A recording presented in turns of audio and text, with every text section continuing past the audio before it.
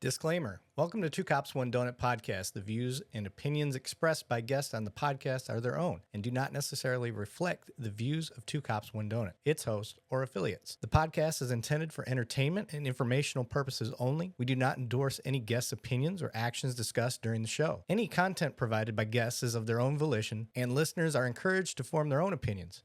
Furthermore, some content is graphic and has harsh language. Viewer discretion advised and is intended for mature audiences. Two Cops, One Donut and its host do not accept any liability for statements or actions taken by guests. Thank you for listening.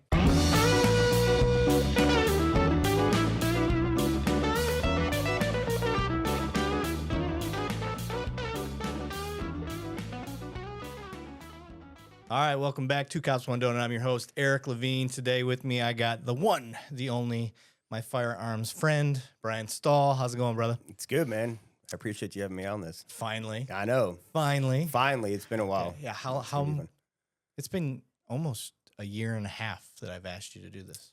Yes. At least, yeah. But every time I asked you, there just happened to be recruit firearms training going on. Or something, yeah. We were out of town teaching or something. Yes, exactly. So, well, brother, I'm glad to finally have you on here. You got a lot of stuff going on in your life, so I do. Exciting stuff, fun stuff. Yeah. But I want people that are listening, if you're listening to this, you guys know my format. We're going to talk about Brian. I want you guys to know his background a little bit, where he came from, what drew him to his life of service. Because as we know, everybody's got different reasons. But for the most part, there's always like these collective similarities of why people got into service. And I think it's fun to hear that stuff. And then we'll get into your law enforcement specialty, which if you didn't get the hint at the beginning, it involves firearms. That's why I wore my retro rifle shirt today. I was just commenting on that. It's a very, very sexy shirt. It is. I like it. It's loud and boisterous, just like a Barrett 50 cal. That is an accurate depiction of a Barrett. Yes, and they're one of my sponsors, so it was kind of a trick statement. I love it. I wear a retro rifle shirt on every show, so I love it. And then we're gonna get into the educational side that I like to point out is where is firearms going, because we're going to talk about your specialty there and the training and all that. And then what's the future hold for Brian Stahl? Yeah, sounds good, man. All right, guys, settle up. Let's go. First off, Brian, where are you from? Man, I'm kind of from all over. I was actually born in Nevada. Okay. Yeah. That's but Vegas? No, Reno, Okay. Sparks, Nevada. My dad did a lot of things with the airline industry, so we traveled around a lot. Okay. We lived in Nevada and Utah and California and back to Utah and California. And so we kind of just moved all over the place growing up. Moved out to Texas 22 years ago. Came out here to I attempted to play college football out here. Okay. Actually different breed, but yeah. Yeah. So no, right out of high school, I got a scholarship to play football Okay. at Weber State University. What position? Strong safety. All right. Yeah. So you have some speed. A little bit. All right. Yeah, a little bit. Not like speed you see nowadays. It was different back then, but Yeah. you know, a 4.54 40 is my fastest. So, Right. you know, it was a different world back then. You have linemen running faster than that now, which is I know. crazy I to know. me. But no, so I did the whole sport thing growing up, all through, elementary school, middle school, high school. Played all the sports. Fell in love with football. Got a scholarship to play out there. Did a year out there, redshirted for a year. Okay. My mom's cancer came back, so I decided to move back to California to help out with that. And I was planning on transferring to Fresno State University to play. I had a couple friends that were on the team already that I played high school ball with. And in the off season, I completely blew my knee out. So I tore my ACL, MCL, PCL, and meniscus. All the fun. All of it. It was a good time. So I rehabbed for a year at home at a junior college, played there. And then, I wanted to try to go back to Division I football, and came out to the University of North Texas and tried to walk on, sent some highlight tapes, and they realized, and I realized real quick that I wasn't the guy in the highlight tapes anymore. So, hard pill to swallow, I bet. yeah, but I'd already made the move, right? So I already committed. Like I Right. just up and left. Like I pulled all routes and moved to North Texas. And once that didn't work out the way I hoped it would have, God has a plan for everybody kind of thing. Yeah, it didn't work. So I started looking around and I applied at several different agencies in North Texas. Okay. And eventually got hired on at Irving. Oh, you started at Irving. Okay. I did. I didn't know that. I did. Okay. I did. Slumming it a little bit. That's okay.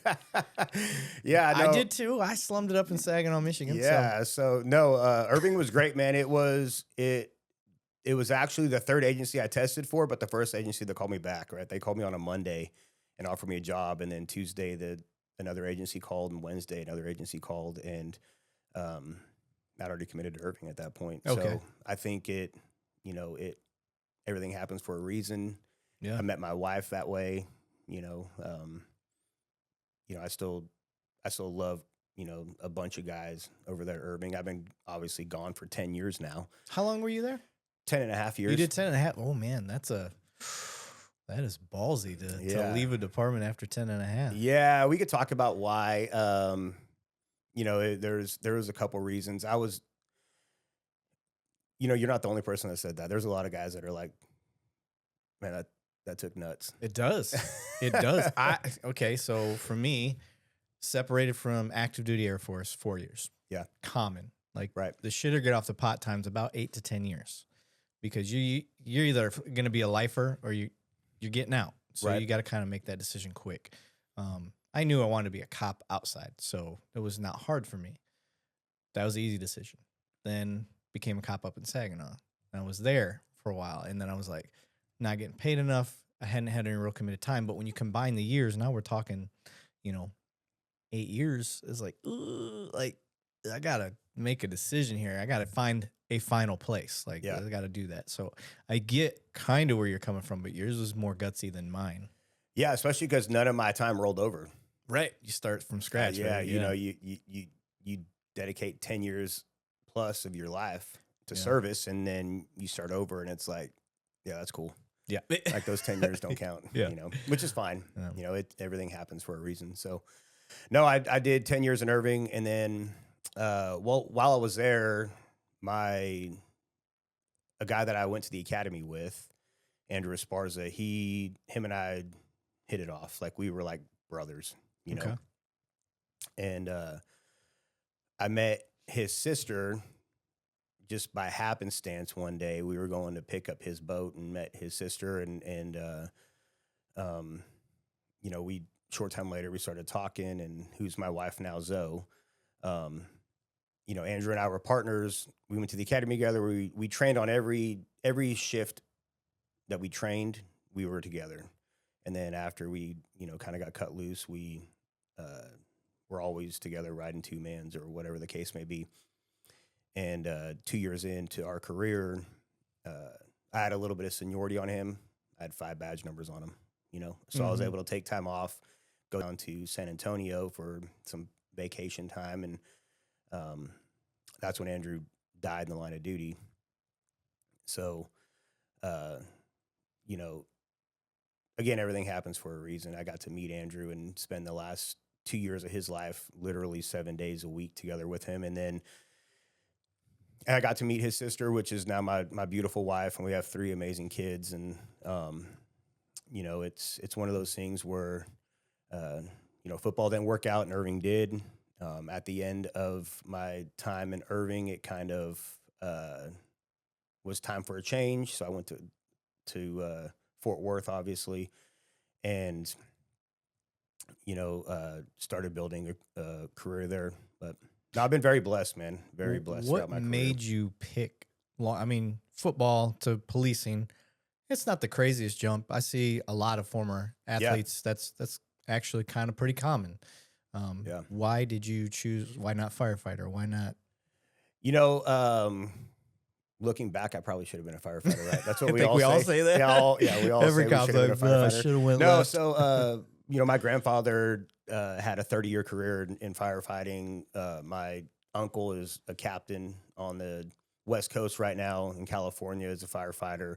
I have a couple uncles that were in law enforcement growing up, so I always knew that that's kind of the road I was going to go down if football didn't work out. And, I was a senior in high school when 9/11 happened. And so I had one of those moments, and I'll never forget it. Actually, it was, I was talking to my high school football coach, and, you get offers and letters and you get bombarded with mail from colleges as a high school athlete, depending on where you're from or skill set or whatever the case may be. So, you're getting letters and all these things. And I'll never forget when 9/11 happened, I went into his office because at school it was kind of like that day, nobody cared about going to class. Everybody was focused on, Yeah. The tragedy that happened. My instructor, because I was my first year of college, tried to make us stay in class. Not because he was fearful of our safety. He's like, it's just the news. It'll be there when the class is over. Yeah. Not understanding what was going on. Yeah. Knowing that nobody is focused on what he's saying right now. Right. Yeah. So it was kind of the same thing in high school, right? Which was pretty cool. So I went to the gym, and then I went to the coach's office, and we were talking, and I have family members that were, prior military. My dad's side, my grandfather served in, several different wars. My mom's side, my grandfather served in several different wars. One was Navy, one was Marines. I was leaning towards Marines, and I walked in and I said, I'm going to the Marines. Like that day, I said, I'm out. Mm-hmm. Yeah. Yeah. I think a lot of people did. Yeah, exactly. Like you see what's happening to your country, and you realize real quick the things that you think matter to you are so small. Mm-hmm. And he never tried to talk me out of it, but he brought things up and opportunities that I potentially have in the coming months or year that a lot of people don't have with scholarships and everything. Right. So ultimately I ended up not going to the military and decided to go the college football route and tried to make that work, and it didn't, but it led me to a different life of service where I am right now. Yeah, a different life. You know what's crazy is I hear in my own dad, which I just did a podcast with him here yesterday. He'll tell me one of his biggest regrets is not joining the military, and I'm like, ugh. As somebody who's in the military still, I in law enforcement and in law enforcement as a military member, I understand what you're saying because you feel like there's some level of service that you didn't get to do for your country. But I promise you, more than likely, 99% of people that join the military you get to serve more as a cop and a firefighter to your community and to people. That probably means more than as a service member. And when I talk to other service members about their service, I'm like, what do you remember helping? And they always say the same thing. My brothers and sisters next to me. Yeah. It's not that you were serving country necessarily. There's just some badasses that have, don't get me wrong. Yeah. It's that they were over there serving each other. Right. That sounds really dirty. No, I get it. Yeah, totally. Yeah. Yeah, but you get what I'm saying. Yeah, when you're in the middle of a sand pit, somewhere on the other side of the world, like the only people that matter to you right now are the people standing next to you. Right. Americans. Yeah. We're wearing the same uniform, we're fighting the same fight, know, and it's so that level of service is obviously, a thankless level of service for sure. Yeah. But being able to serve the communities that I live in and that I'm a part of is a different level of service. Yeah, it's so satisfying. Yeah, it is very satisfying. Yeah. And it's, just like with this podcast, I always wanted to be an NPO. I put in for it several times, never got it, always got beat. And like you said, it's kind of the theme for this episode. Things happen for a reason. So, yeah. I never got it. And so COVID hit, and I'm like, God, I know there's more ways that I could be helping. And I wanted to figure, I kind of figured out how I wanted to help. I wanted to use social media in a way, just wasn't sure how. And COVID was a good time to start the podcast, just Right. to try to start figuring it out. Right. And I didn't necessarily start out, you're trying to try stuff. And I'm like, I don't want to be a dancing TikTok cop. I don't want to do this. I don't want to do that. Yeah, like, please don't. Yeah. I was like, how do I do it? And I was like, well, I like humor. So if I could make things funny and educational, I'll try to do that. Share perspective and educate. Like, just educate is the big thing. I think that's how we bridge that gap with people. And 100%. so that's kind of how this started, and it evolved. And now obviously you're a part of the process. Yeah. And so I like this level of service, what I'm doing now. And you always feel like you could do more, but I promise you guys, so anybody out there listening, if you have regrets about not serving your country, but you're out there as an EMT or a dispatcher or firefighter, police officer, I promise you, you are serving in a much more meaningful way than you probably would have got from the military. So, but it's okay. So you choose policing. And you went right when you should have probably went left. Yes. Old school joke. And for those wondering, like, why do people say left instead of right or whatever? At the academies, at a lot of the big police departments, the firefighter academy is right next to it. And it's usually to the left and the police department's to the right, especially in our case. But you did it right. You went to an agency, and then you went to, probably the best agency that's out there that I've ever heard of. And for sure. That's where you went. And how many years have you been an officer? Total 20, a little over 20. Okay, so you're over 20. Yeah. And in that 20 years, we all get specialties. You guys have heard mine: property crimes, mobile field force, use of force, control tactics. Those are the big four. And now it's real-time crime center stuff. So those are my. You're over that right now? Yeah, buddy. Oh, really? Yeah. Yeah, oh, that's my dream. I didn't know that. I did not know that. Yeah. Good for you. Yep. Got off the street, and now I'm over there and living the dream, baby. Good. So yeah, that's been my goal. I've been trying to get there since I was a corporal. Yeah. As a detective, I was trying to create a spot for a corporal over there. That's such a cool position. It is. It's so fun. It is like the real-time crime center to me is like, it's like next world stuff. It is. Like changes the stuff policing. that they are doing is crazy. When I fly with Air One, and whenever, because I'm a part of like 20 different signal threads, and one of them is the Air One thread, and all the other ones, but there's a real-time crime center one. Yep.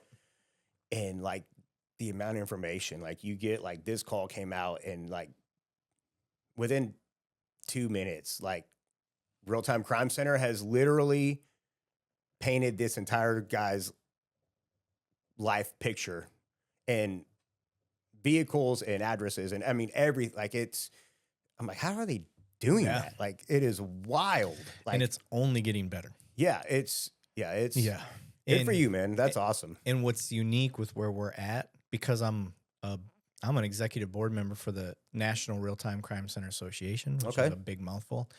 But I get to see real-time crime centers throughout the nation. Yeah. And I've been on that for the last 4 years. Okay. So I've seen all these developing real-time crime centers. Where we're at, we're one of a kind. Yeah, it's wild. Like, one of a kind. And I don't have anything to compare it to like you do, but I just know what I've seen working Air One and flying around the city in a helicopter, and the information that just gets dumped on me while I'm up in the air. And I'm like, you tell the pilot, like, take a right, dude. Yeah. Why? Because they're over at this intersection right now. Yep. Well, they said they're over here. Listen. Yeah. And it's funny that you bring up the threads. It's something that concerns me in policing is those threads and the sharing of information.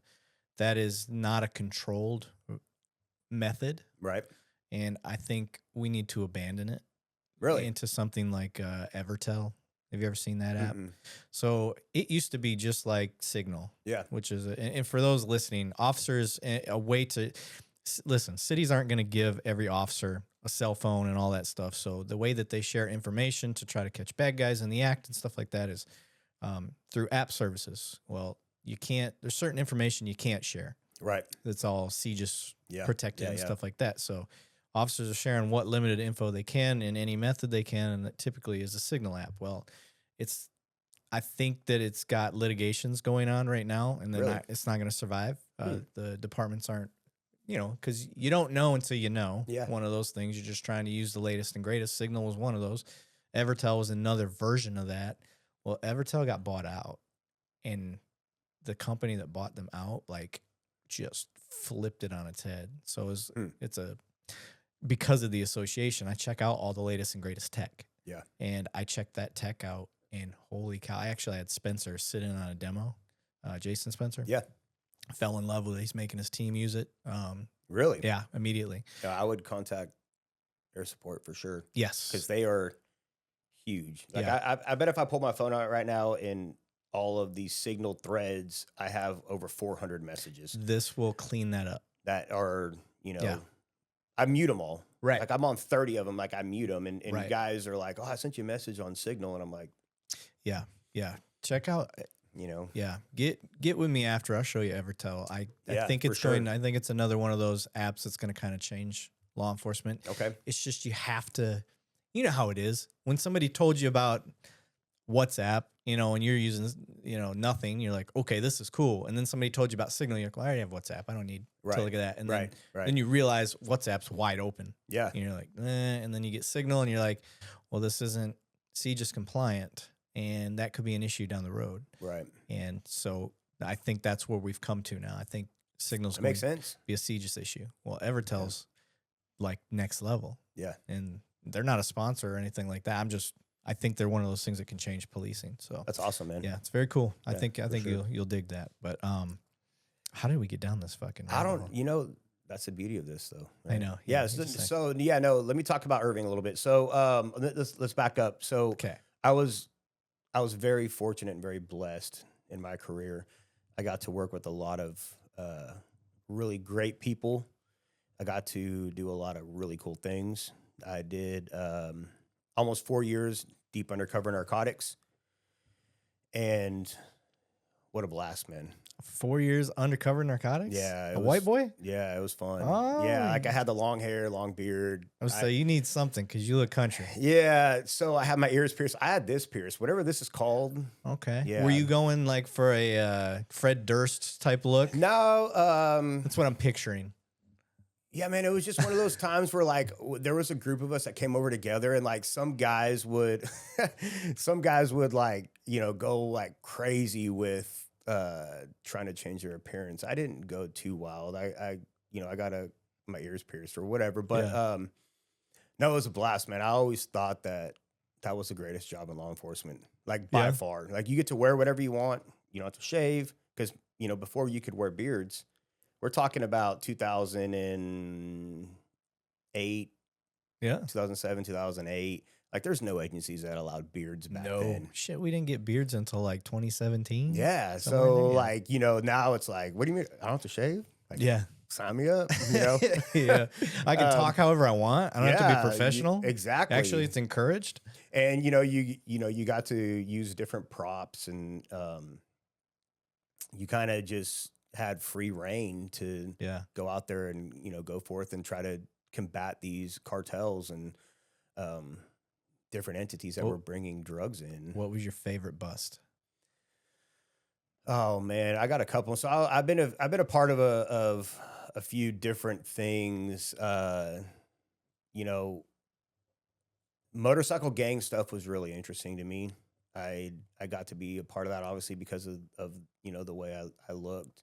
I was able to kind of fit in with them. That's racial profiling, sir. Yeah, it is. It is. That's exactly it. But no, so it wasn't. I don't necessarily have like a favorite bust. There's a lot of times where you were able to do something and take down an eyesore of a neighborhood, be it a drug house, and as the undercover wearing the mask and all the stuff because we can't give up our identity, but you're standing next to the SWAT guys who were there kicking doors and throwing flashbangs, and when the kind of the dust settles, having neighbors come up and like just wrap their arms around you. Thanking you. Yeah, thanking you. Like, finally, you know, like, because they're secondhand victims of the violence that the drug houses bring. yeah, absolutely. I mean, you know, it's one of those things where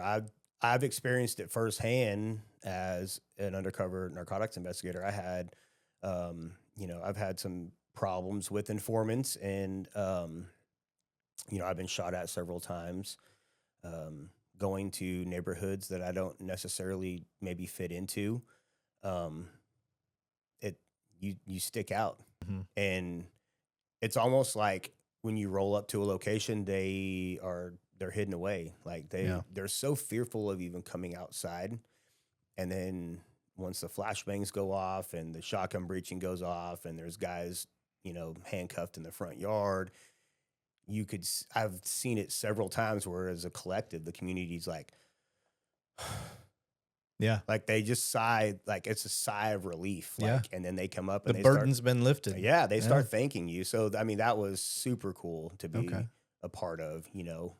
So question Mhm. on that, because there's going to be people listening in law enforcement. They're going to be like, how did you get into it? I've always wanted to get into that. Was there a training course that you took to learn how to be undercover? How Yeah. did you step your career into that? Because you got to take steps to get there. You do.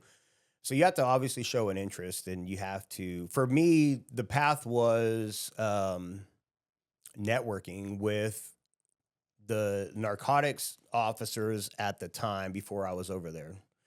And believe it or not, like the narcotics division, especially where I came from, they get so many complaints that they don't have the manpower or the time to deal with them. Yeah. Right. Not complaints on the narcotics unit. No, They're dealing with like- complaints in the community. Yeah, like Yeah. so a Just citizen will clarifying. call in. Yeah, thank you. A citizen will call in and say, "Hey, I think my neighbor is dealing whatever." Like whatever, you know. Well, if the narcotics division they're busy for the next, you know, 3 weeks with warrants and buy bus and whatever, they don't have the manpower to field that complaint. Right. And instead of just ignoring a citizen, you know, they will pick officers within the department that they know can go out and kind of investigate that on their free time in between answering calls or whatever the case may be. So that's what I really did is I networked with the narcotics officers that were before my time, and then started making some big narcotics arrests, and then helping them out with traffic stops and identifying people. And there's really an art to that, right? So like when you get a phone call from a narc and they tell you, listen, I need you to stop this car and I need you to just identify them, but I don't need you to tip them off to anything. You know just as well as I do. Our generation of officers and our ability to talk to people is different than the current generation of officers, right? Right. So they would tell me, hey, I need this car knocked off. Now it's my job to find a violation. Like I can't just stop this car because a narc told me to. That's against the law, right? Right. You have to have a reason to stop this car. So then I would survey this car, and then I would make a stop, a legal stop, whether it's a wide right turn or, you know, fail to signal 100 feet, whatever the case may be, and go up there and just play it cool, get everybody's identification. I get to be the good cop. I let them all go with a warning. Yeah. They have no idea that I'm winning. Yeah. My job was just to identify you guys. Mhm. Like I have zero interest on anything you have in the car. I don't care if you have warrants. I'm not even going to run your name. Like I don't care. Yeah. Because we're moving towards something bigger. Yeah. Bigger Right. picture. Yeah. Right. So, you knock this car off, you get the identification, you call the narcotics investigator, you let them know. And then, 2 weeks later, there's something big that happens or whatever the case may be. So that was kind of the route that I took. Right. And I really enjoyed doing those investigations. I enjoyed the surveillance side of things. I enjoyed the intel, the investigative side of things. Because you're learning the whole time. You're learning the language. You're learning how they talk to each other. There's a lot of key components. It is, in its sense, training for that position that you eventually get to. So the point that I want people to take away from the discussion we're having on this, where I'm trying to get to, is you don't go to a class for this stuff. No. Are there classes? Sure. But nothing is going to prepare you like On-the-job training. On-the-job training is going to prepare you. Yeah. And I don't know that we do that as much anymore. I don't know. I haven't been in that world in a while, because when I started out, narc was really something I was trying to get into. And then, like you said, everything happens for a reason. Yeah. My path started diverting, and ended up getting more into the big think, the brain side of catching bad guys, with the real-time crime center stuff and the tech behind that. But yeah. So I mean, it's just one of those things where you network with people, and you talk to people. You offer assistance when you can, because you know that they need the help. Yeah, you kiss their ass so they remember you. In a way. Yeah, I guess if you want to call it that, for sure. Yeah. You know, brown nose, baby, all day. Yeah. Hey, I did it. Yeah, we all do it. Sure, exactly. You got to show you're dedicated. You have to. Yeah. And sometimes it doesn't work out, because I remember the first time I put in for narcotics, I didn't get it, and I'd had all these arrests, and I'd knocked off a ton of narcotics. A huge ego hit, man. Oh, I knocked off so much narcotics, and you know, I put in and interviewed, and I didn't get it. And I'll never forget. I won't say his name. He was one of my sergeants at the time, one of my mentors, a great God-fearing Christian man of faith, right? He called me into the office, and he's like, "Hey, here's the deal. Like, it didn't work out." And I'll never forget. I was like, "Man, I'm not doing anything anymore." Ooh. Like, I'm just gonna go, you know what? Just send me calls. I'm just gonna answer calls. Like, whatever. Like, I'm done. Like, you know, for almost a year, I've done everything I could, and I've knocked off, and I had all the stats at the time, like this many of this dope and blah, blah, like whatever, you know, and he goes, "Okay, all right, well, I'm going to pray for you, and I need you to go to work." And I was like, "Yeah, whatever." Like, I was a young Thundercat, like ready to go. Like, no. And I remember I went and sat in a parking lot for about 30 minutes, and I was just like, I took 30 minutes to just basically drink my own tears. Like, I was just, I was so irritated. The pity train was there. And then I see a car pass, and I was like, I know that car. I got to go stop that car. It's too fun. Oh, yeah. So, you know, you basically denying yourself the fun. Yeah, I stopped this car, and I ended up getting like 4 or 5 ounces of meth or whatever out of it. And he rolls up, and he's like, "Well, I didn't last long." And I was like, I can't do it. I can't. So I just, I mean, I felt sorry for myself for about a minute, and then I went and continued to do what I was doing, and it worked out on the. Well, that's a good message for officers to hear out there. Like, listen, when you don't get the job, because it's happened to me. I told you, I didn't put in for an NPO spot 3 times, didn't get it, ended up promoting. And then I put in for an intel spot as a corporal, and I thought I had done everything that you could possibly do to get that spot. And put in, even my own sergeant was like, "Yeah, you got it. Like, I've talked to people, you got it." I'm like, "Oh shit, cool." So didn't get it. Yeah. And that was a shit sandwich to eat. You just sitting there, and you're like, just thinking, you know, you just reflect inward. What did I do wrong? I didn't do anything wrong. Yeah. Like, and you eat it for a little bit, and then what do? You go right back out and keep doing the same thing. Yeah. Just keep grinding, man. Just keep working and serving. Like, it's especially if it's fun, if it's a passion. Like, that's why you should be going towards it.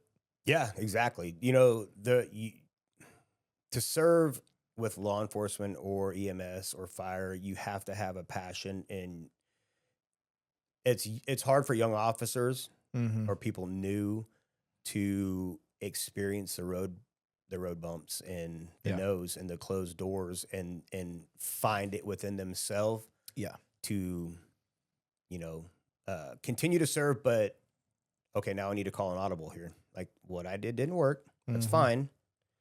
Let's figure something else out while continuing to serve our people. Yeah. You know, because giving up's not an option. Right.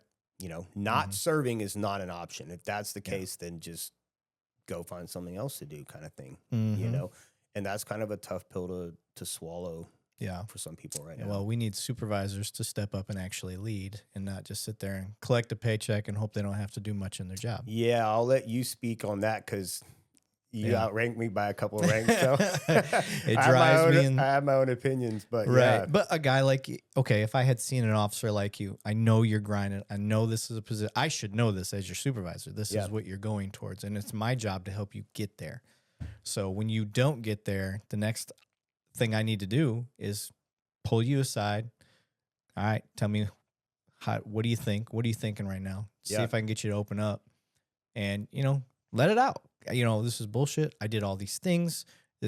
That person didn't, whatever it is, however you took it. And then help you swing around to the right way. Okay. Take a week, have your pity party for yourself. Everybody needs it. Yeah. But you got to get back out there. You got to do the job. And what is it that you want to do? If you tell me now that you still want to do narcotics, that's still like, if I were to offer you it tomorrow, is that something you want to do? And you say yes. Well, then the mission hasn't changed. Yeah. You're still passionate about it. Yeah. So you're going to have to step up. This is going to show them more than ever that you got denied the position and you still kept going after it. That speaks more than all those stats that you just did. So, yeah, 100%. And having a supervisor that does that nowadays, from what I've gathered, I've been off the streets for a little bit, but it's super rare, right? Like yeah, it is. It's super rare, and it's really unfortunate. Like I said, the sergeant, you know what I'm gonna say? His name is Sergeant Rick Cutler. Okay. He was one of the guys that not only assisted me with my drive to get to narcotics, but once I eventually made it to SWAT, he was big in that too, because he was a SWAT sergeant at the time. So, he having a supervisor that believes in you and has your back and wants to continue to assist you and enable you into achieving your career goals is huge. Yep. And I think that unfortunately may be a little bit of a lost art with some supervisors. Oh, I'll go out and say even more. 80% of them. Yeah. I am very harsh and critical on supervisors simply because the military, this is the one thing that I really did take away from them. They train leadership from day one. When do we train leadership in policing? Once you become a leader. Once you become a leader. Yeah, once you pass the test. It's insane. So are we getting better at it? Yeah, but we're light years behind on a model that's been working. Because in the military, and for those listening, yes, I'll say the jokes on myself, self-deprecating. Air Force. I'm Air Force. So, yeah, it might not be the same exact military as the Marines. No, hold on. There's some bad dudes in the Air Force. There are. PJs are badass. Yeah, the Ravens are badass. Yeah, come on. I get it. Hold on. They are. A-10 pilots, definitely I've trained badass. with some of those dudes, and you're like, okay. Yeah, like, they're bad. They're there, but I'm a gatekeeper. You come to the gate, I take your ID. Thank you for coming to the gates, Lackland. But my point being is from day one, military structure across the board is leadership. If you're an airman basic, a private, whatever it is, your job is to fill in the guy that's ahead of you if he falls in combat or whatever. Right. I'm not trying to be cryptic. If they can't do their job, for some reason. That's reality, though, right? But so that person's job, the one that's above you, is to train you to do their spot, and the same for the guy that's above him. So that is how policing should be. Yeah. I should be training you how to do my job. Now, in policing, there's kind of a degree of separation, at least at our department, because a sergeant could just be over officers and not have that corporal position or detective position. But I've just taken that step to kind of show them that detective spot and leadership skills. So I always tell my officers the same thing. I'll have sit down, come in the office. Hey, here's my expectations. Do your job. Make sure that you don't leave your people hanging. Yeah. And be professional. And everything else is good to go. Yeah. My job and expectations for me, for you, is to give you everything you need and that you tell me you need to be successful out there. Right. Other than that, I don't have anything to do. So if if you're expecting me to be the type of sergeant, like in patrol, for instance, that goes out and can make an arrest and take them to the jail and book them in and do all that stuff, that's not me. That's not my job anymore. Right. I gave up that right to do all that. Yeah. Now, I shouldn't be dumping work on you. That's for sure. But we know how this job goes. Every once in a while, you just get stuck with a shit sandwich and you got to handle it. It happens. But I should be out there giving you those tools you need to succeed. And you're the one that should be doing your job. I will do my job. Right. And if you are upset that I'm not out there kind of doing what you're doing, well, maybe there's something that you need to self-reflect on what you think leadership is. Because I don't expect my lieutenant to be doing sergeant stuff. Yeah. I don't expect a detective to be doing officer stuff. Right. So don't expect me to do officer stuff. I need to have an understanding of your job. I need to be able to explain it for sure. But let me ask you this, right? So I know you, and I've known a lot of guys that have worked for you since you've promoted, right?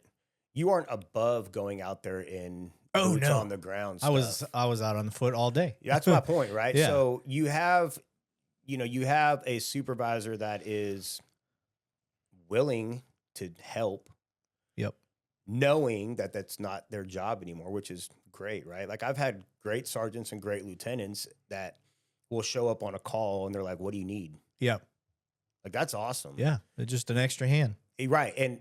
But that 15 minutes that they spend out on that call, the amount of time, and from when you were an officer, when I experienced that, and you go tell other people, and other people talk to other people, and other people talk to, before you know it, like now you have a group of solid officers that want to work for this sergeant or lieutenant because they aren't scared to get out there and help when you got 65 calls holding or whatever the case may be. Right. Yeah. And no officer should expect a sergeant or lieutenant to go handle 25 calls. Right. Like that's not what we're talking about. But the fact that they're willing to do that, because on the flip side of that, I'm sure you've experienced sergeants and lieutenants where they never leave the office. Mm-hmm. And it feels like you're drowning out there. And you're like, if I could just have somebody go get like those 4 cars information for this wreck, I could be out of here like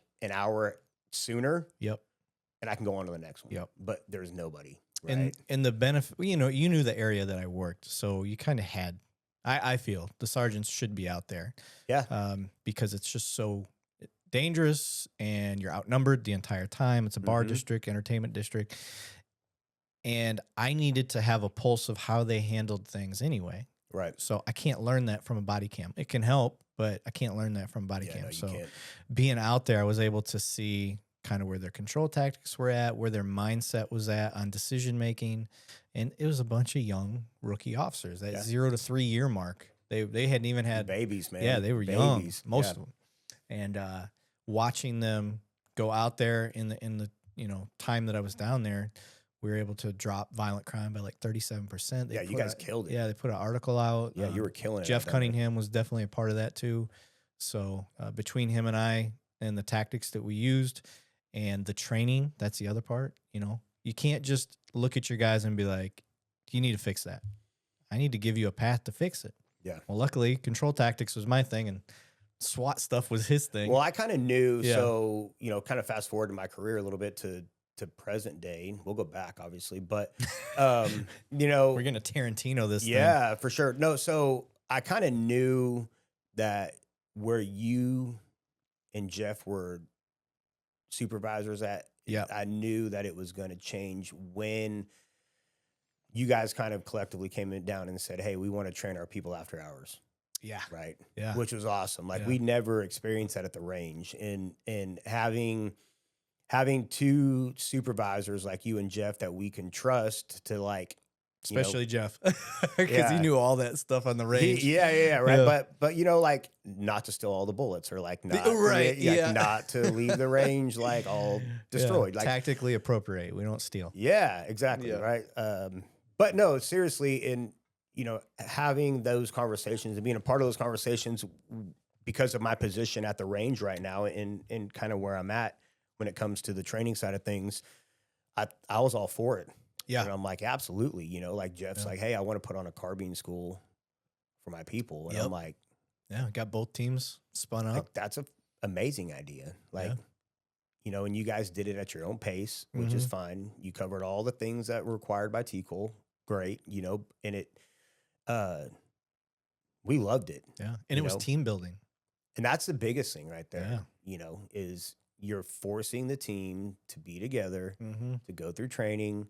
We're all going to live through this. We're all Yeah. going to do this. Like, I thought it was awesome. Like, I think you guys kind of set the bar for where I think a lot of different entities within the department should be. Unfortunately, there's not, they're not all there, but it's definitely moving in that direction. And you guys were a definite part of it. Yeah. Well, it helps. One, thank you for allowing us because you took a risk.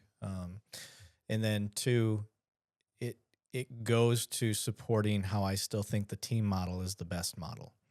And that is exactly why. Because you are working together with the same people, you understand each other, how they move, and you're going to be less likely to get into a higher use of force because you guys know each other. Right. And your tactics and all that stuff. So I really dislike the current models that I see where you're my supervisor for 2 days. This person's my supervisor for the next 2 days. And I work with half of these people this couple days and then these half of I hate that. I hate it.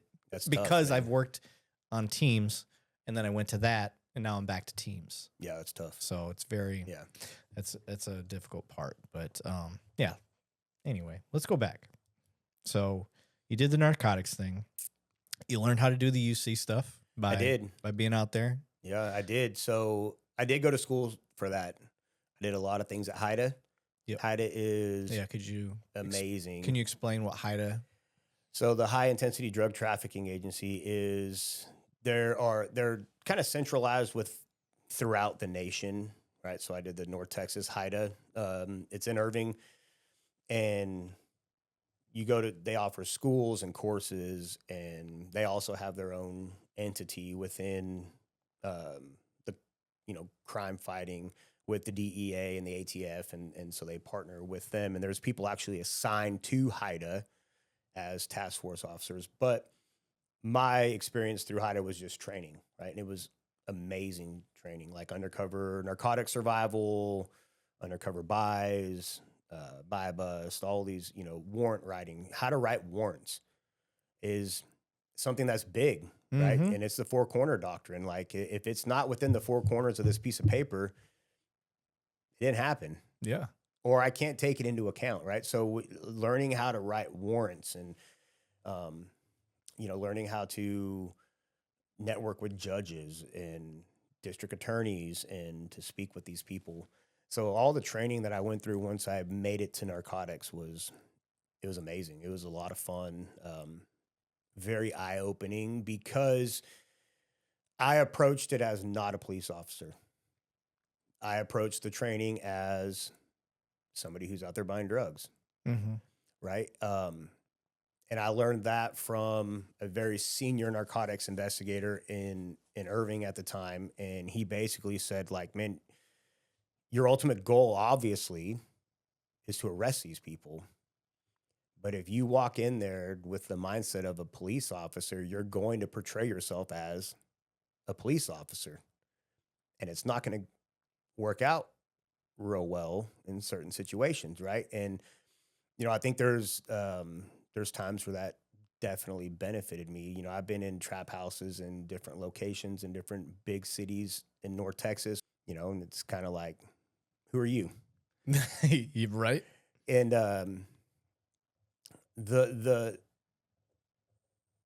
most beautiful thing about narcotics and undercover work is the ability to communicate. You have to effectively communicate, because when you're in a house with 4 or 5, 6 guys, and I don't know, however much dope you want to think about there being there on the table, and you're there to buy some. Yeah, if they don't know you, they automatically assume the worst. Yeah. They automatically assume you are the police, which you are, but you can't portray yourself as that, right? Like, I never carried any identifying information on me, ever. I mean, I had my fake driver's license and whatever, but nothing police related. You know, had to put out assist on buys, and the SWAT teams come in, lights and sirens, and I was able to talk them down. And luckily, my partner was able to tell the SWAT team in time, like, everything's good. Stop. Right. He got it under control, because when they get there, it's mass chaos. But you have to have the ability to talk to people and understand the situation that you're in. Yeah. So yeah, Haida was very instrumental in that, and I think the approach to it is instrumental too. I've seen several narcotics guys go into narcotics because they want to do the undercover things, and they want to go buy drugs, and they want to help the communities by sifting these people out, but they can't let go of the fact that they're the police. Mm-hmm. You know, they still wear the, you know, I got your six, or, Yeah. you know, They like, got the Oakley can glasses. yeah, like their watch has a thin blue line on it, or right. whatever. And you're Punisher like, tattoo. yeah, and you're like, dude, come on, like, yeah. which is great. Like, I'm all for like pro police, but sometimes I don't. I try to steer towards the most opposite. I really do. when I'm off, I'm off. Like, Yeah. it's like, I don't have any stickers on my truck. I don't have any. As you can see, Star Wars. Yeah. You're a Star Wars guy for sure. But Yeah. no, like, so I think guidance with that helped me a lot, and having guys that have been down that road for a very long time and kind of guided me, which made me successful in doing the narcotic stuff. So yeah, I did narcotics for 4 years, almost 4 years. The unit guys, not actually doing narcotics. Yeah. Somebody's gonna sound clip that later. Like, he did narcotics. He did narcotics for 4 years. Yeah. No, I know I don't do narcotics, but no. So I left there, and then I went back to patrol for a short stint, and then you know, tried out for SWAT and got to play that game for a little bit, which was awesome. How many years did you do SWAT? So I was on the team for 2 years before I lateraled to Fort Worth. Okay. Yeah. So Made the big bucks. yeah, no, I lost money coming to Fort Worth. Did you really? Yeah, I Oh. took a huge pay cut. I thought it was during that time when they had the big. No. So Lateral thing. No, it was wild, man. That's why, you know, we earlier in this show we talked about, people were like, dude, you're crazy.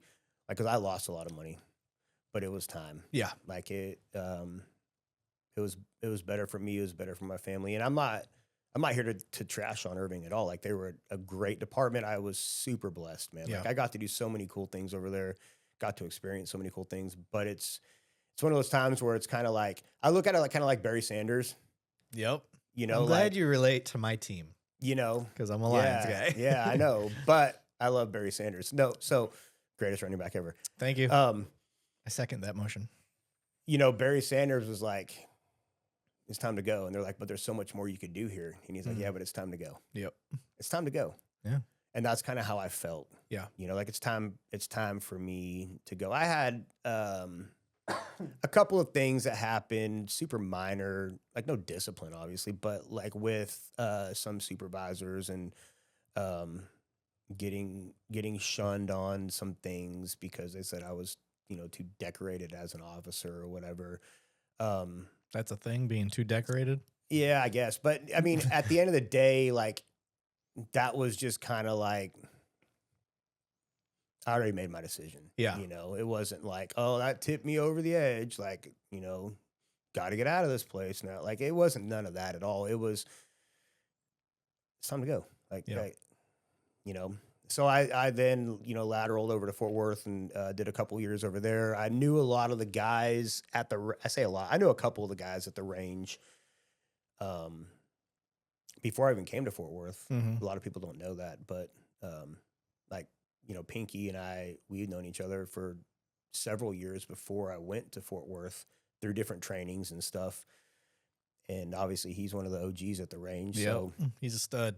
yeah, he is. And so I'm always happy when I go down. I see that he's behind the counter. I'm like, all right, yeah. I'm gonna get taken care of. Yeah, Pinky's my brother, man. He's my dude. So no, and then, you know, it was just kind of one of those things where I'd always wanted to work at the range. Ended up putting in, didn't get it the first time, believe it or not. Mm-hmm. Got it the 3 months after, you know, I put in, and then somebody else got it. And then 3 months later I was brought over, and it's kind of where. How long did you do were you probably in patrol that whole time? A couple years, yeah. Couple years in I did patrol. a couple years in patrol in Fort Worth. And, you know, obviously there are some people that are like, oh, you know, freaking lateral. You only did 2 years, and, you know, and then you get to go to the range. Listen, which is fine. You do what's best for the department and the citizens, not what's best for you. Yeah, I know. I agree 100%. You know what I mean? Right? The people that get butthurt about that, like, that's how you're looking at it. You're looking at it about you. You're not looking at it what's best for the department. Yeah, because how many laterals nowadays? Right. Like, I know a lot of guys that are on our current SWAT team that Buck. That's one of my favorites right there. Yeah, he's awesome. Those guys, like, people don't realize how tight the range guys and SWAT guys are. Because obviously the SWAT guys, I mean, their office is right down the building from us, but the SWAT guys are at the range every day. Yep.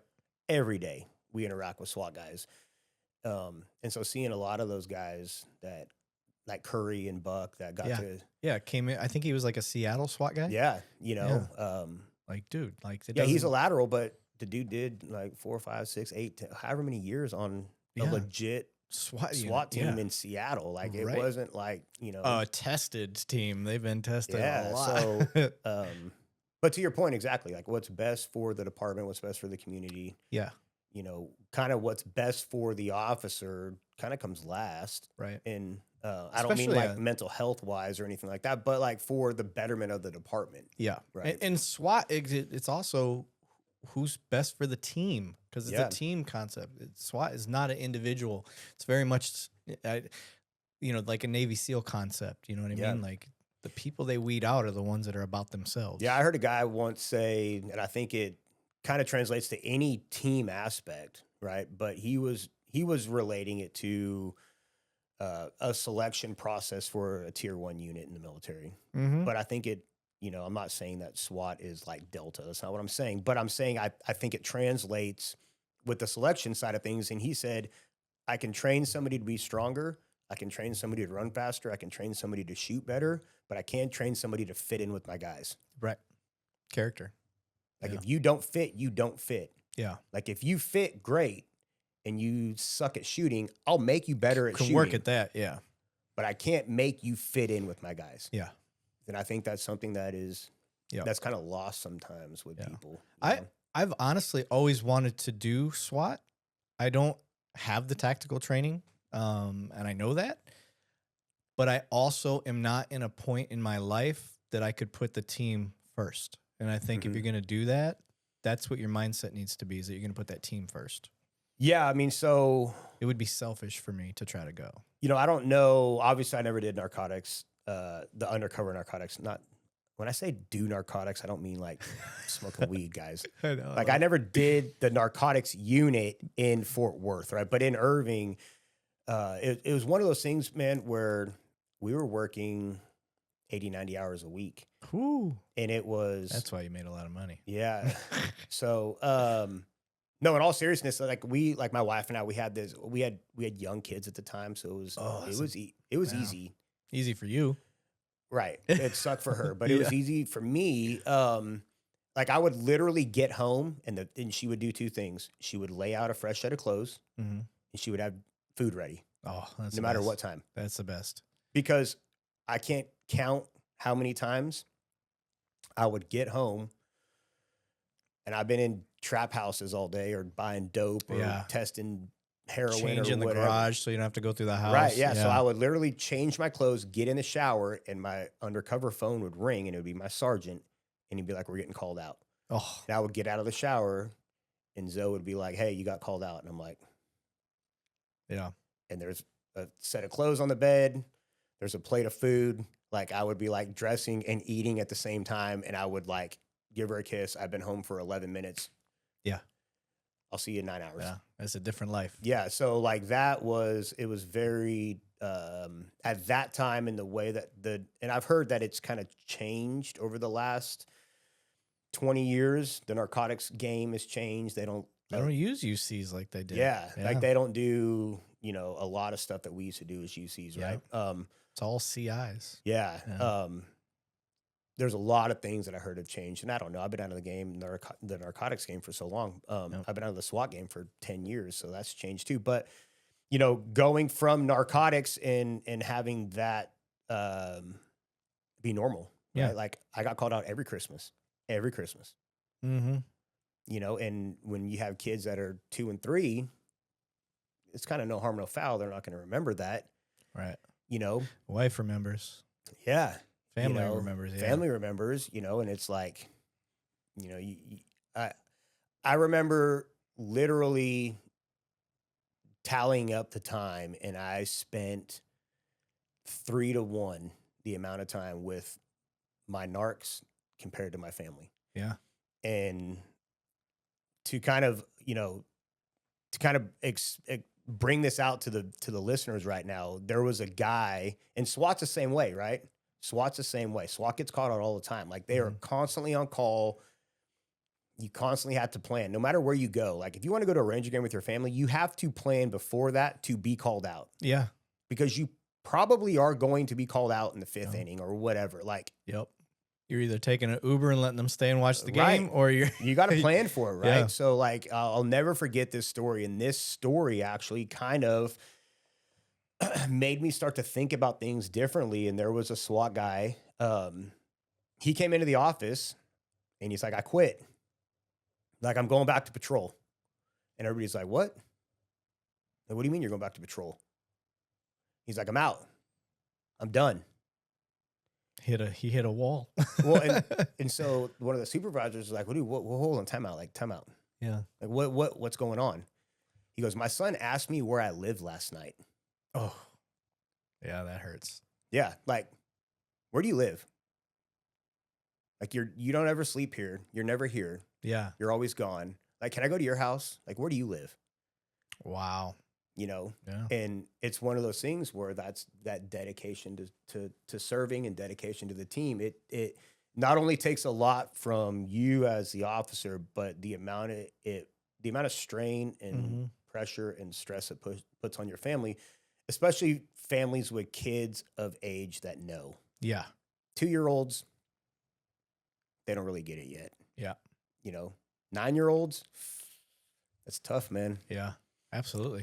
That's tough. You got to have those. And I think what ends up happening a lot with cops that start to go down the, divorce route, which is high with police, is the dedication to service and the lack of communication and expectation with the family. Mm-hmm. So if you're not talking to your wife about, or your husband, if you're a female cop, about what the job and the path that you're trying to take entails, because you both have to be in it. Mm-hmm. You can't just decide, I'm going to go do SWAT, whether you like it or not.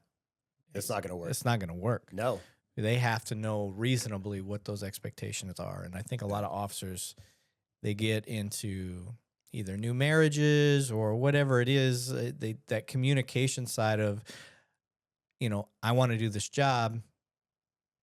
Can I do it? Or however they tell their way, I'm going to try to put in for this position. Okay, well, right. They They don't know what questions to ask. They don't know what to expect. Yeah. So if you're not taking the time to tell them, you're asking for trouble down the line. For sure. 100%. And then what ends up happening when the divorce happens, or when it's getting close to happening? Yeah. And then they start to reflect. Like you said, the guy walks in and says, I'm done. I'm going to patrol.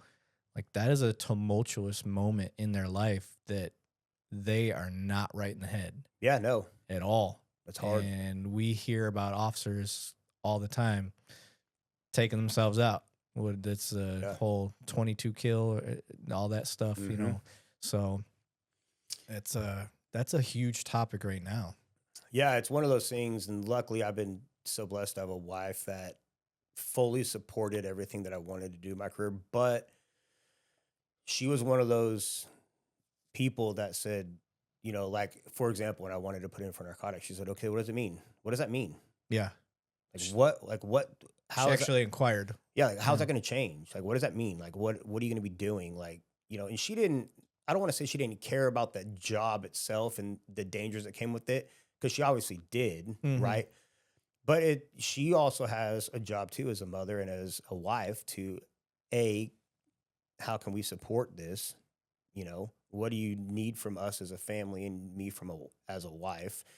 What can I expect from you as a husband and as a police officer? Like, there's all these things. Like, we literally sat down and like laid out the pros and cons Yeah.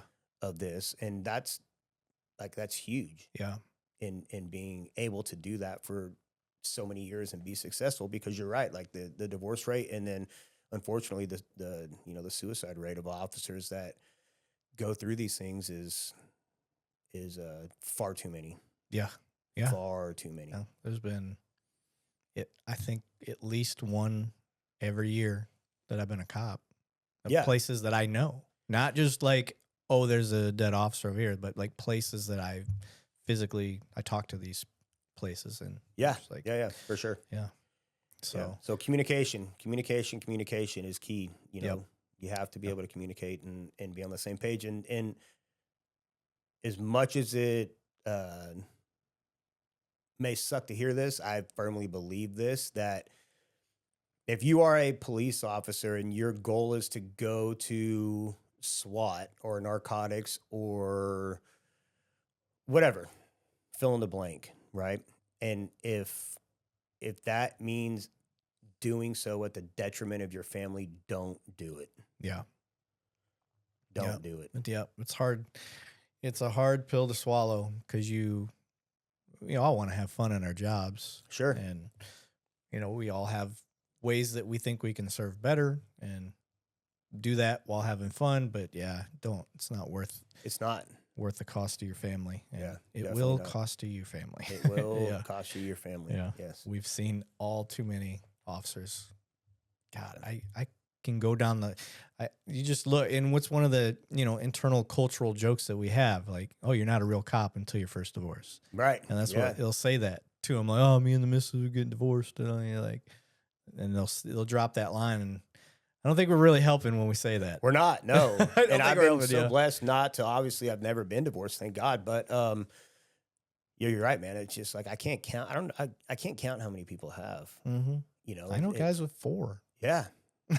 I know 10 that are going through one right now. Like, yeah. Like Insane. as we speak, they're like going through it. Like, it's wild, man.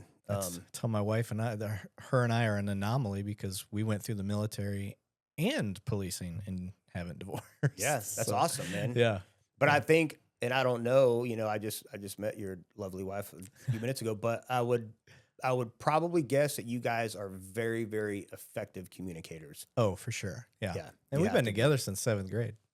Oh yeah, you guys are definitely you guys have got to figure it out. Y'all need to like write books and stuff. Yeah, I tell people, I'm like, yeah, well, when we started dating, we were roller skating together. So like, that's that's how long we go back. You do kid stuff. Summertime came, we'd break up, go back to school, we start dating again. Yeah. Summertime, break up. Typical kid stuff. Yeah. And then once we got our licenses and vehicles, then we just stayed together. That's awesome. So, yeah. Congratulations. Yeah, thanks. That's cool. It's been great. But let's get back to you, sir. So you do the narc, you transfer, lateral transfer, you come over, and you get in the range. Now, I know you're good with a gun, all that stuff, but can you kind of give people a little bit of what does it take to get picked? You have to go through a instructor school. Yeah. So kind of tell us a bit about what instructor school is like, but what also is the hiring process, because I'm sure they put you through some sort of practical test. Yeah, yes and no. So the instructor school, it was a week-long deal. We've actually kind of revamped it to what it used to be, but it was basically you had to pass a series of shooting tests. Okay. They kind of took you down the road of being an instructor and what all that means, the liability side of things, and the purchasing side, testing side, all the things that have to do with a larger agency firearms unit. And then like anything else, you got to show interest, right? Yeah. So I actually was very unluckily lucky, if that makes sense. So I blew my shoulder out, had to have surgery. And while I was rehabbing, they sent me down to the range. Okay. So I spent several months down at the range while I was kind of rehabbing, meeting, getting to know the guys, being utilized to do kind of the grunt work stuff, take the trash out and do this and do that, and kind of earn my keep that way while I was on light duty status, um, which was very beneficial. You know, if you don't get hurt and get to do that, we're constantly looking for people to come down and volunteer. Mhm. Like we're like everybody else in the rest of the country in law enforcement. Hurting for people. We're short staffed, Yeah. But coming down, and I would go and help out with recruit classes. I'd go and help out with carbine schools. I'd go, and that's all my own time, right? Like on my days off, I would go volunteer. Like I would just go get comp time or whatever, Right. and just show interest and learn the systems and learn the lingo and learn how to do things and learn to talk to the guys and whatever the case may be. So when when it finally came up to where there was an opening to put in for, I was able to slide in there. Nice. Okay. So you do the instructor school. Are they, what is some of the things that they can expect in an instructor school for learning how to shoot firearms, or teach it, I should say? So you have to be able to not only shoot well, but you have to convey that and teach people how to do the same. And a lot of instructors, especially new instructors, and this is one of the things we focus on now, Chancey and I, we focus on this a lot, is so many times people revert back to the way they were taught and how they did things 6 years ago, 8 years ago, 2 years ago, 12 years ago. Well, it's constantly evolving, right? So in order to be able to make people better, you have to be able to convey the information to them and in a way that they understand it and they can implement it, not just regurgitate what you're saying. And I think for so long as an instructors for instructor schools, you would go and you would say, this is how you teach this drill, period, end of story. And then that person goes and teaches that drill that way, right? And it's never changed. And I saw a lot of that coming up throughout my career in law enforcement, where like you go to a school and you're like, when did we start teaching this? And they're like, oh, we started teaching this 17 years ago. Like, it hasn't changed? Right. No, that's just the way we've always done it, Oh, which hate is that. the most Oh. dangerous thing you can say in training. Yeah. It's the way we've always done it, right? So not only do you expect a level of proficiency from people who are teaching firearms, but they have to be able to convey it. So one of the things that we do is we will teach them a block, whether it's pistol, rifle, whatever, right? We teach them a block in the morning. In the afternoon, we expect them to teach it back to us. Not only teach it back and be able to demonstrate it, to do the demos, but they have to be able to speak on it as well. So we will partner people up. For example, like if you and I are partners in instructor school, we'll get 2 blocks of instruction, whatever they are. One of the blocks, you're the mouthpiece for it. So you're the one standing up in front of the class, explaining everything. Mm-hmm. I'm the demo guy, and it's my job to demonstrate exactly what this drill is. Okay. And I have to match, my demo has to match what you're saying. And what you're saying also has to match my demo, because you can't say we're doing, we're going to run predictive doubles, and then I'm up there running a bill drill. Right. People are like, those are 2 totally different things. Like, Yeah. these guys are not on the same page, right? So on the flip side, the next block of instruction that we get as a team, our roles reverse. So now I'm the mouthpiece and you're the one pressing the trigger the whole time. So we do that multiple times throughout the week, right? So throughout the entire week, you are not only speaking to a class, you're teaching, you're also demonstrating in front of the class multiple times a week. Okay. So that's one of the things that we really harp on, is the ability to do, because we believe firmly that you have to be able to demonstrate everything that you expect your class to do. There's instructors out there, and they are very big name instructors. I'm not going to mention any names, but they demo nothing. They're like, yeah, just go do this. Go to the 7-yard line and do this. They speak a lot, but they... Yeah. So we're kind of the opposite of that. And you have to have the ability to effectively communicate what you want done and what you expect, and then you have to have the ability to perform on demand. Mm-hmm. At any given time, you're asked to do it, right? And then on the flip side of that, as you are evaluating the students as an instructor, very rarely do I ever look at a student's target. Very rarely. Yeah. You know, I'm watching their shoulders, I'm watching their hands, their grip tension, the tensions in the back of their hands, the tensions in their forearms. I mean, all these things I'm looking at, and you get to the point to where you can watch somebody shoot and you could be pretty dang close at telling them what their target looks like without looking at their target, just because you can see what their interaction is with the gun. Right. And how the gun is tracking and how they're gripping the gun and how the gun's returning and how they're pressing the trigger and all these different things that you should be able to pick up on as an instructor compared to how old instructors used to be, which and I know they would stand behind the shooter and they would just watch the target, and as holes would appear, they'd be like, stop jerking the trigger, stop slapping the trigger, right, stop jerking the trigger. And that has nothing to do with anything, mm-hmm. right? So it's really diagnosing the shooter, but giving them the ability and confidence to know what to look for and to diagnose the shooter at the shooter level.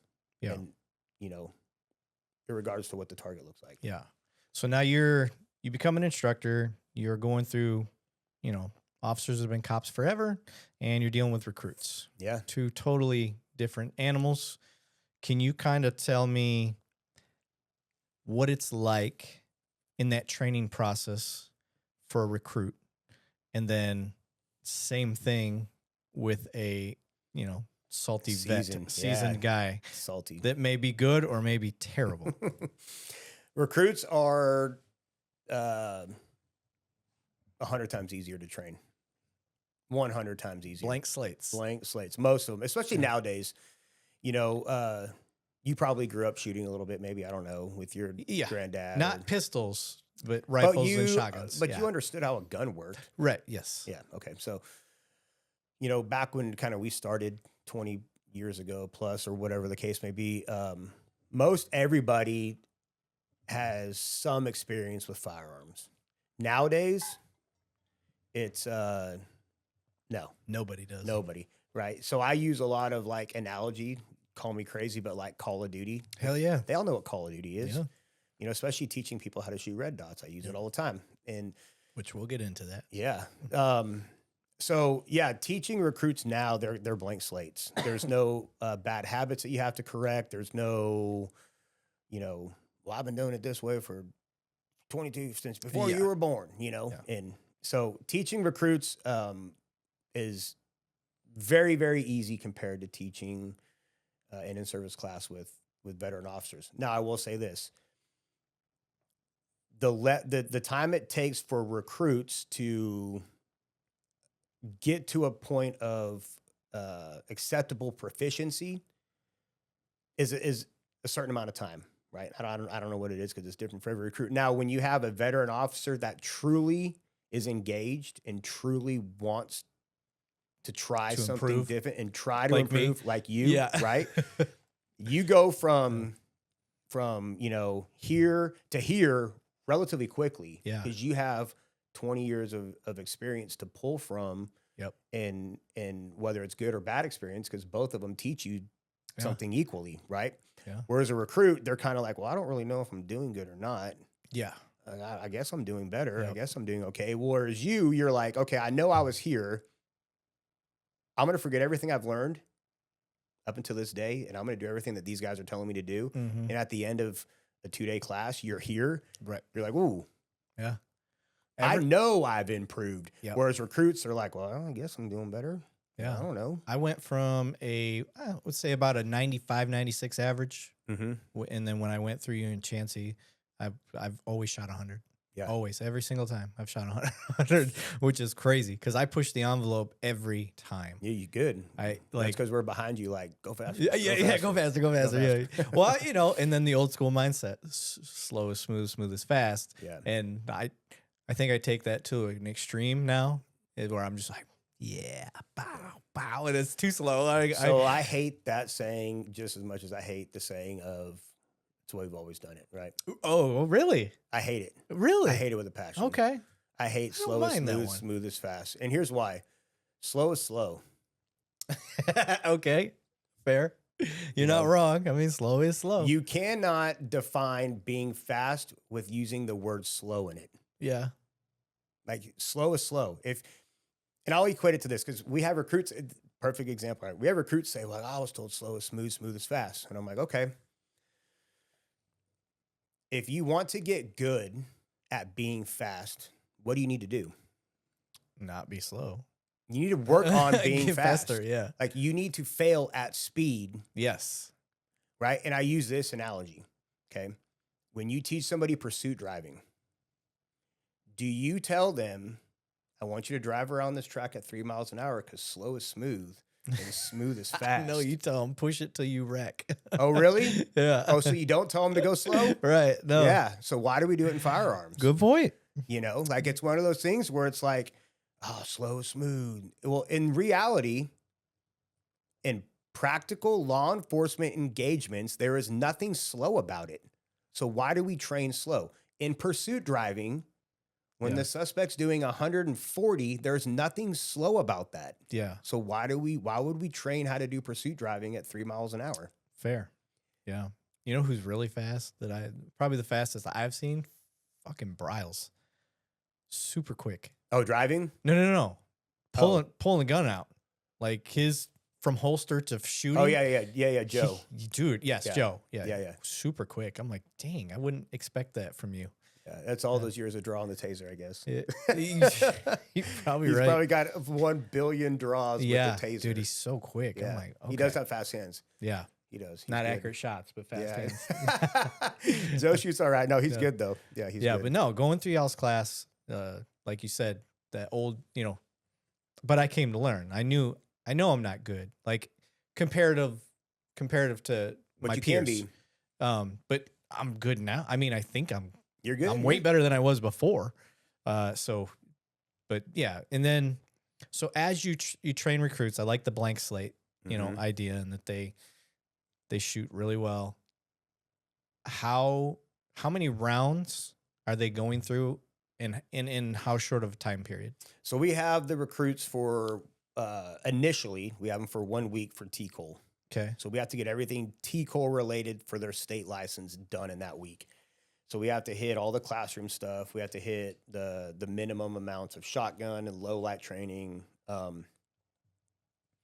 It's kind of like really drinking through a fire hose for them because it's just a plethora of information that we have to give them, but they're only tested on a very, very few things, right?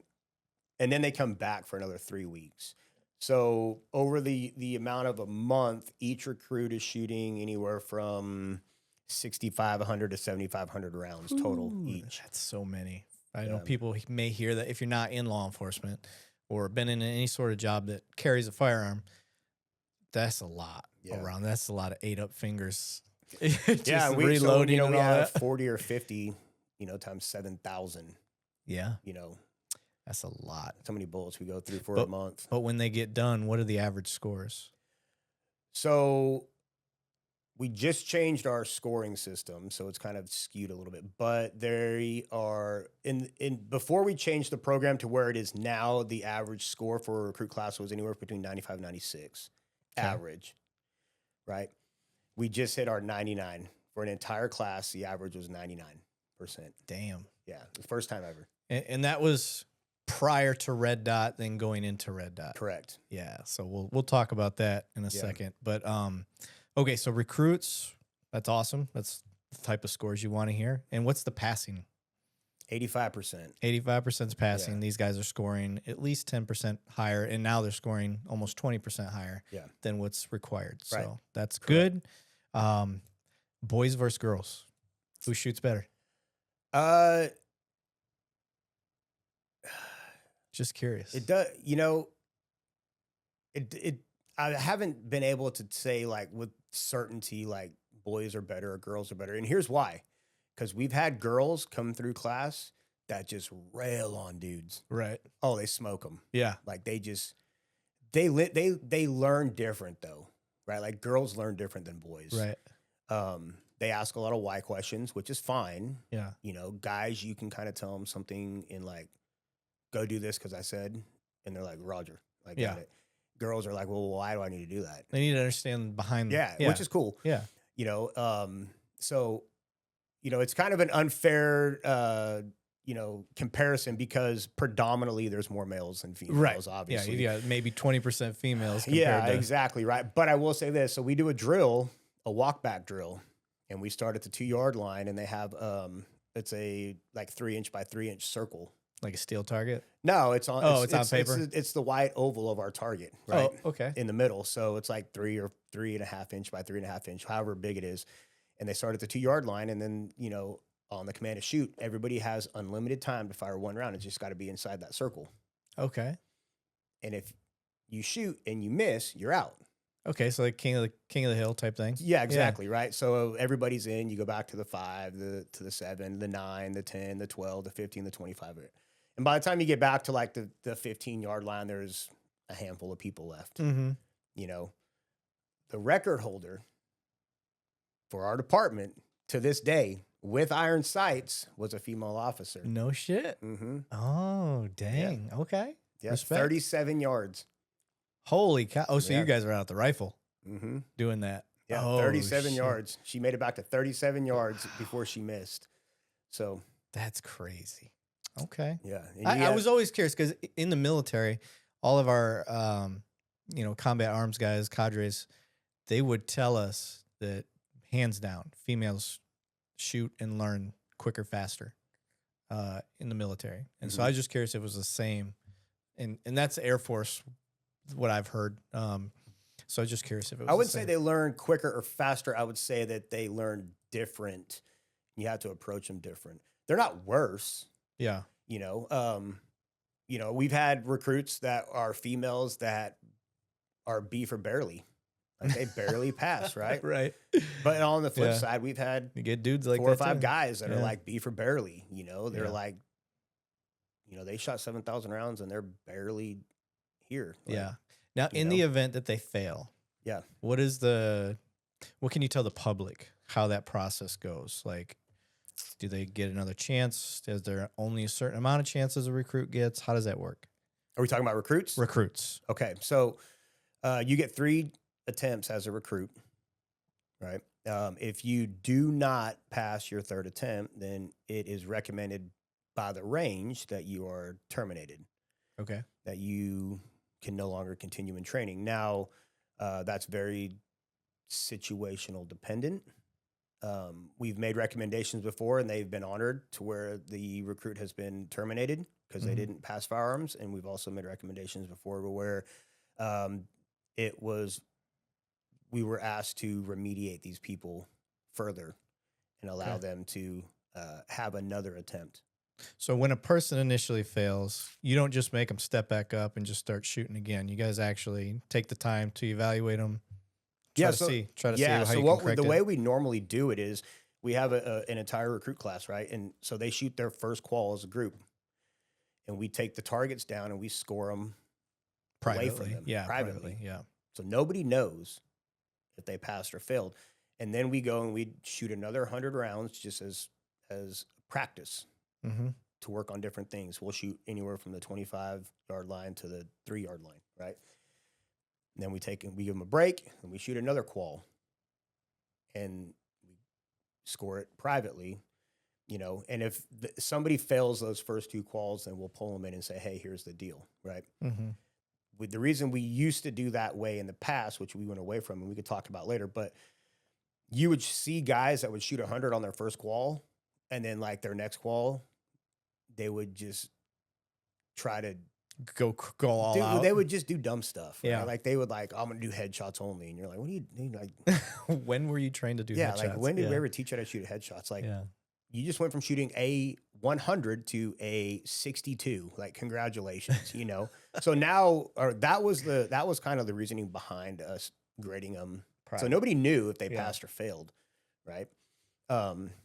But if you failed the first 2, then you would be pulled in by the range master and talked to by the range master and the lead instructor, which I had to do a couple of times and say, hey, here's the deal. You know, like, you need to pass this one kind of thing. And then you would, you'd give them a little bit more training before the the third qual would take place. Okay. You take them into range 2 or whatever, and I'll work on a couple of things, just kind of hit pocket real fast, 10 minutes. Like, yep. I think it's fair. I think that's a good system. I like that. Okay. So they get through. I'm just trying to help the public understand what that process is. Cause you'll hear all the time, like there'll be an officer involved in the shooting and they find out that their range quals were hot garbage or all these different things. Cause at the end of the day, when an officer gets in trouble, one of the first places they go to look is you. Yeah, no, like one of the first 3 calls that happen after an officer involved shooting is to the range. Yep.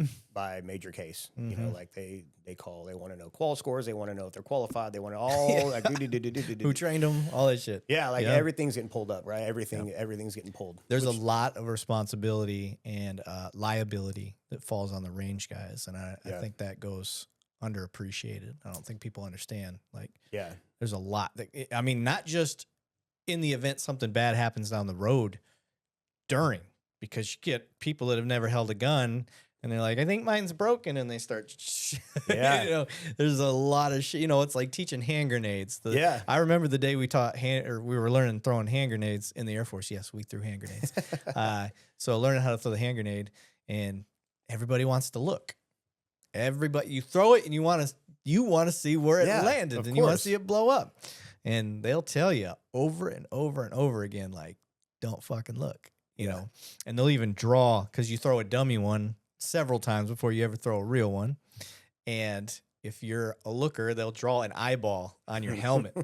So I always thought that was pretty funny. But looking back and seeing all the safety precautions that they had to do, because you'll get people that panic, you'll get people that, the typical, cartoon style. They'll pull the pin and throw the pin, and now they're holding on to a live grenade. Yeah, and now the guy in the pit with them has to like grab it, throw them both on the ground, or throw them over to the safety pit on the other side. Like, it's crazy, and the pressure, I couldn't do it. I could not for the life of me. So for you, who's on the line with 50 bodies.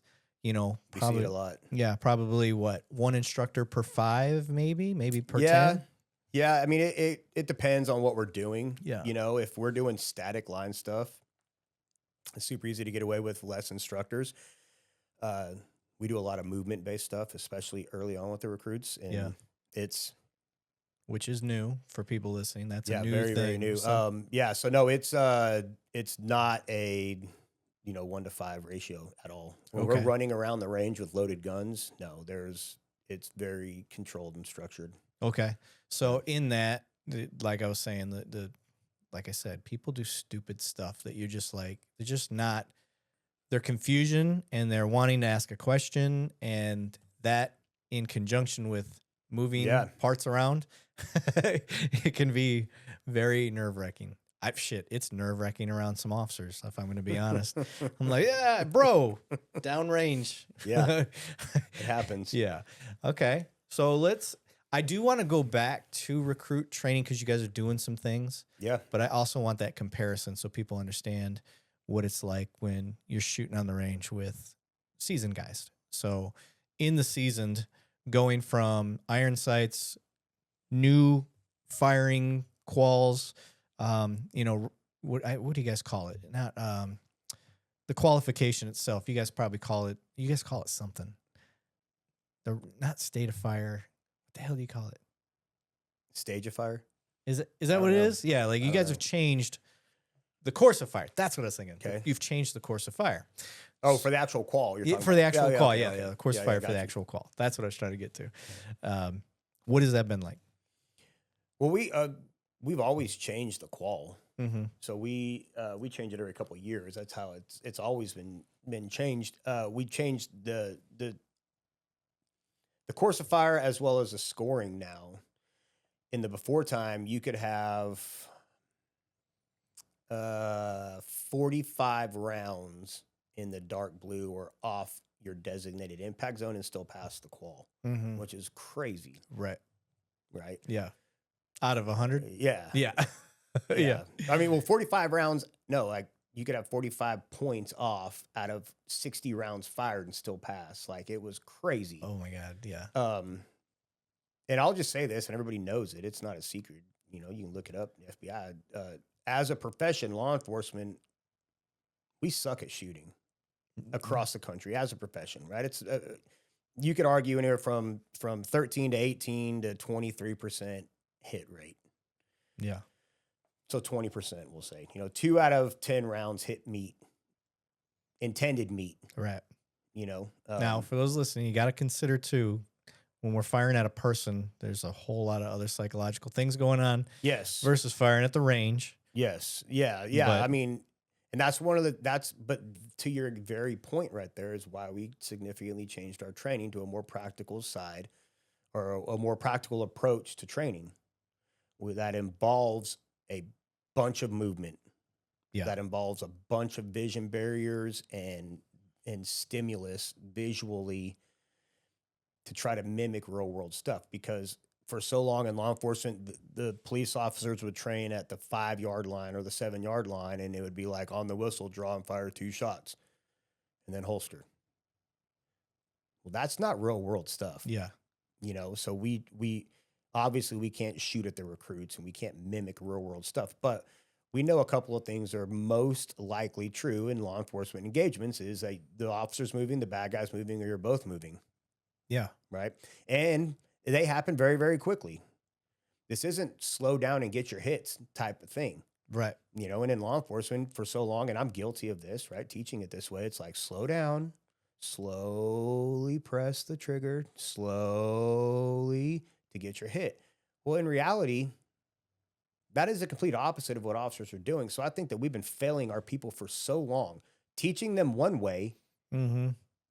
and expecting them to go out and do the complete opposite in the real world when real lives and real bullets are being fired. The one I hated the most is don't slap the trigger.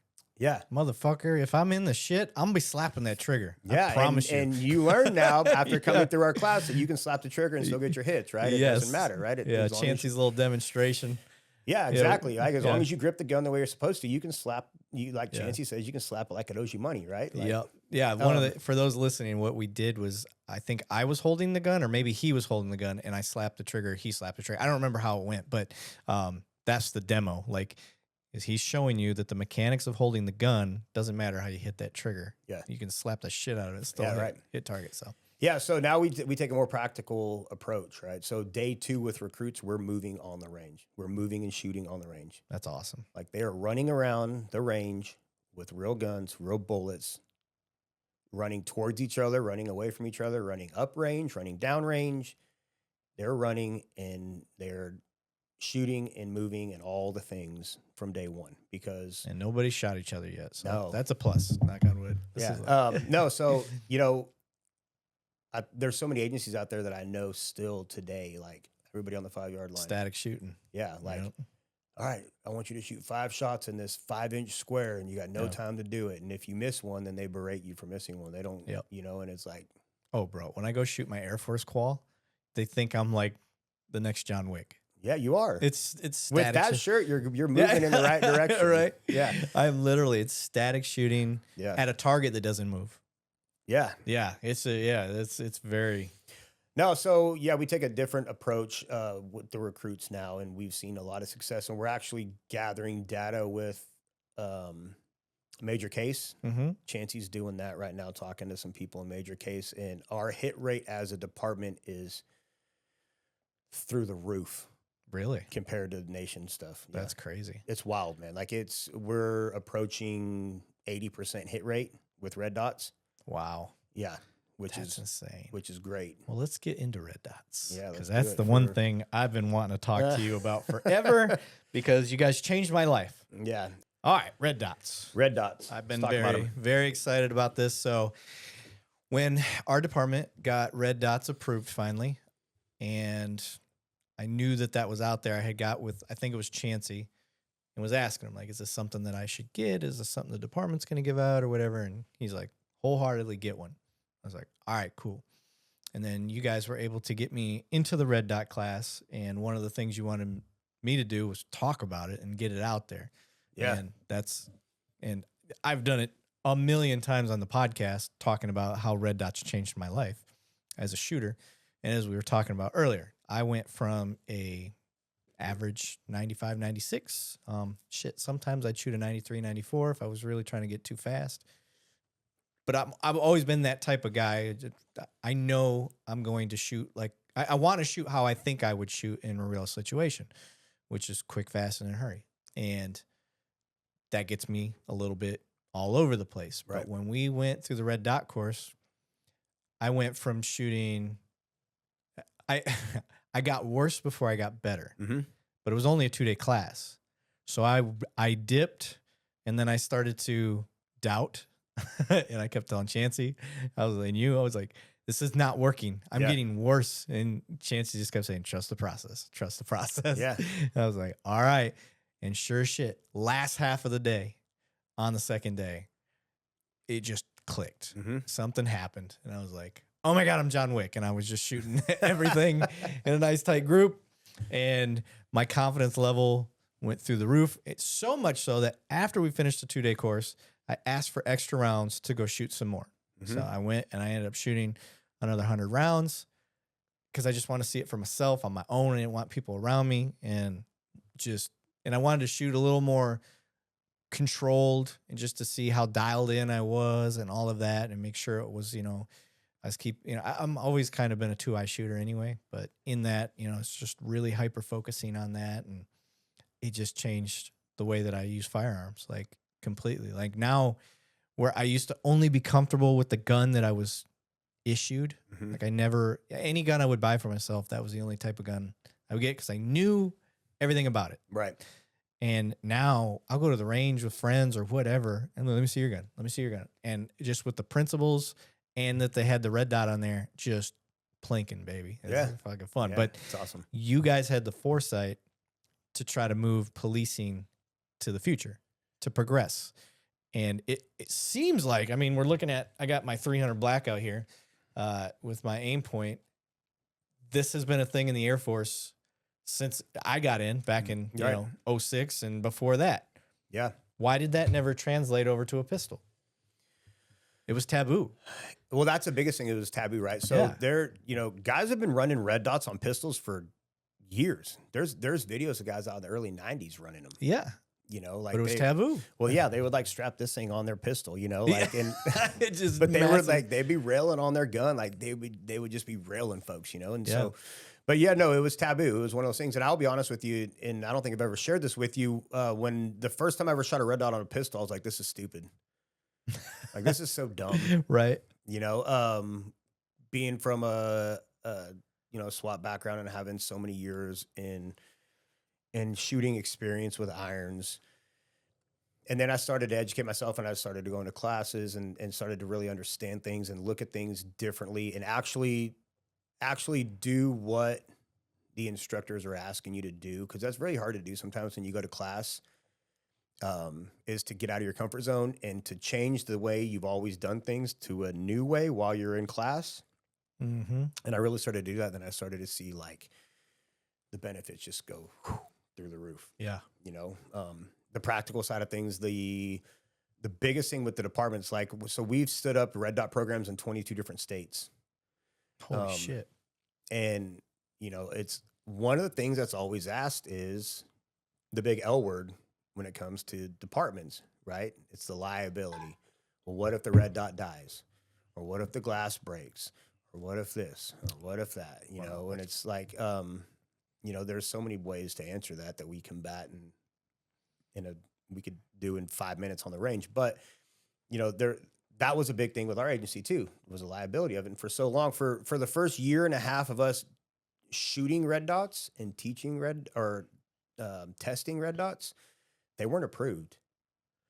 Right. I built a program, a testing program for red dots that has been utilized by every single red dot manufacturer out there. Have sent me dots to shoot and test and torture. And at one time I was under 8 different NDAs. Oh my God. And testing different things for different entities, different companies, different 3-letter agencies that want testing done because, you know, we're not the biggest agency in the nation, but we're one of the biggest agencies. And One of the most respected as far as training goes. right. And Yeah. people recognize that. And so I took that very, very serious, you know, when I would be asked to do these certain things. And it wasn't only red dots, it was actual weapons and holsters and everything else, you know, like the new Safariland holster. I have you know, a 3D printed prototype that I've had for like over a year Yeah. testing that they recently came out with, or like there's a new EOTech coming out that I can't talk about, but it's coming out. You Okay. know? I've had that in my locker that I've been testing for almost a year now, you know? Okay. So being able to do that, I take that very, very, very serious, because not that like what I say is gospel. That's not what I'm saying at all, but they know that the way that we go about testing things, it's not like we're going to just fire 10 rounds through it and be like, oh, that's cool. Yeah. Like they wholeheartedly know we're going to push it to failure. Yeah. Like we're going to find the breaking points. And then you made us as students use those breaking points and show that we could still shoot it. Yes. That was the cool part. So like we shot through broken glass, we shot through blacked out glass, Yeah. where you can't see through it at all. Mm-hmm. Shot when the dot was off, shot Yep. when the dot was on. I mean, I think that's pretty much all the different things that we did, and I still shot on target. Yeah. And, you know, so there's a lot that goes into the whole red dot thing, but it's such a game changer. And for me, you know, if I had my way I think iron sights are obsolete on red dot pistols. Really? 100%. Because like you showed, we didn't even use our iron sights when we were using broken or simulated Right. broken And- red dots. And one of the things, like we teach you guys how to shoot with the dot failure drills, right? The Yeah. dot's turned off. And so we give you the different ways of indexing either the gun or the optic housing in reference to the target. We give you those things, and then we tell you to shoot the gun, right? And you ask people at the end of a 2-day class, because you see people when they go to present the gun and their index isn't there and they're fishing for the dot. They're moving Yeah. their head in the gun. Well, why don't they just revert to their irons? Yeah. None of them do. No. None. Yeah. And you go to simunition training with just iron sight guns, and I've filmed it a bunch of times. You've been the bad guy in simunition. I've been the bad guy. You've been the good guy, vice versa, whatever, right? So people don't line up their iron sights. Mm-mm. They instinctually shoot. That's exactly right. Yeah. What do they do in the real world? You don't believe me? You look at officer-involved shooting videos with iron sights, and you mean to tell me they have equal height, equal light on their front Not sight at and rear all. sight? Not at all, right? Nope. They are hard focused on the target. Muscle memory. They are indexing the gun in reference to what they're focusing on, which is all we teach. Mm-hmm. And when you do it properly, there's a red dot that appears in front of your face. Yep. We'll put that where you want the bullets to go and press the trigger. Yep. You know, Yep. And then it's 2+2 stuff, man. Yeah. And then you guys changed my grip, Mm-hmm. that left-handed dominant grip Crush style. with your left hand. Yep. Your support hand. Yeah. Support hand. Yeah. Yeah, for Yeah. all those wrong-handed people Yeah. out there that shoot lefty. Yeah. We don't talk to them. So yeah, you changed the way that I did that. That was the game changer. Mm-hmm. That's changed my shooting completely. I just death grip with that hand, and no, it doesn't throw anything off. But if you death grip with your trigger hand, you definitely throw things off. Yeah, don't press Yeah. the trigger with your whole hand, just your trigger finger. Yes. Yeah. Yeah. So doing that changed my game. But to your point, you said it without saying it, and also I'll say it for you, is that you guys changed the way firearms training is going across the nation. And Trying, yeah. solely it was because of you, Chancey Pogue, and the team that you guys got built up there. Yeah. And people don't know that yet, and I'm hoping they get to know it. I hope they definitely get to know it through the podcast, because what I'd like to do is eventually get you and Chancey, and that's it. That's the only thing we talk about is Yeah. the red dot, and that can be its own little educational piece of. We could spend spend hours talking about red dot training. Yeah, so that could be its own little thing, just to kind of. The purpose behind it would be to wake up police departments to get with the times on that. Yeah. You know, so I know how much you changed my shooting in that. How much change did you see in the recruit class?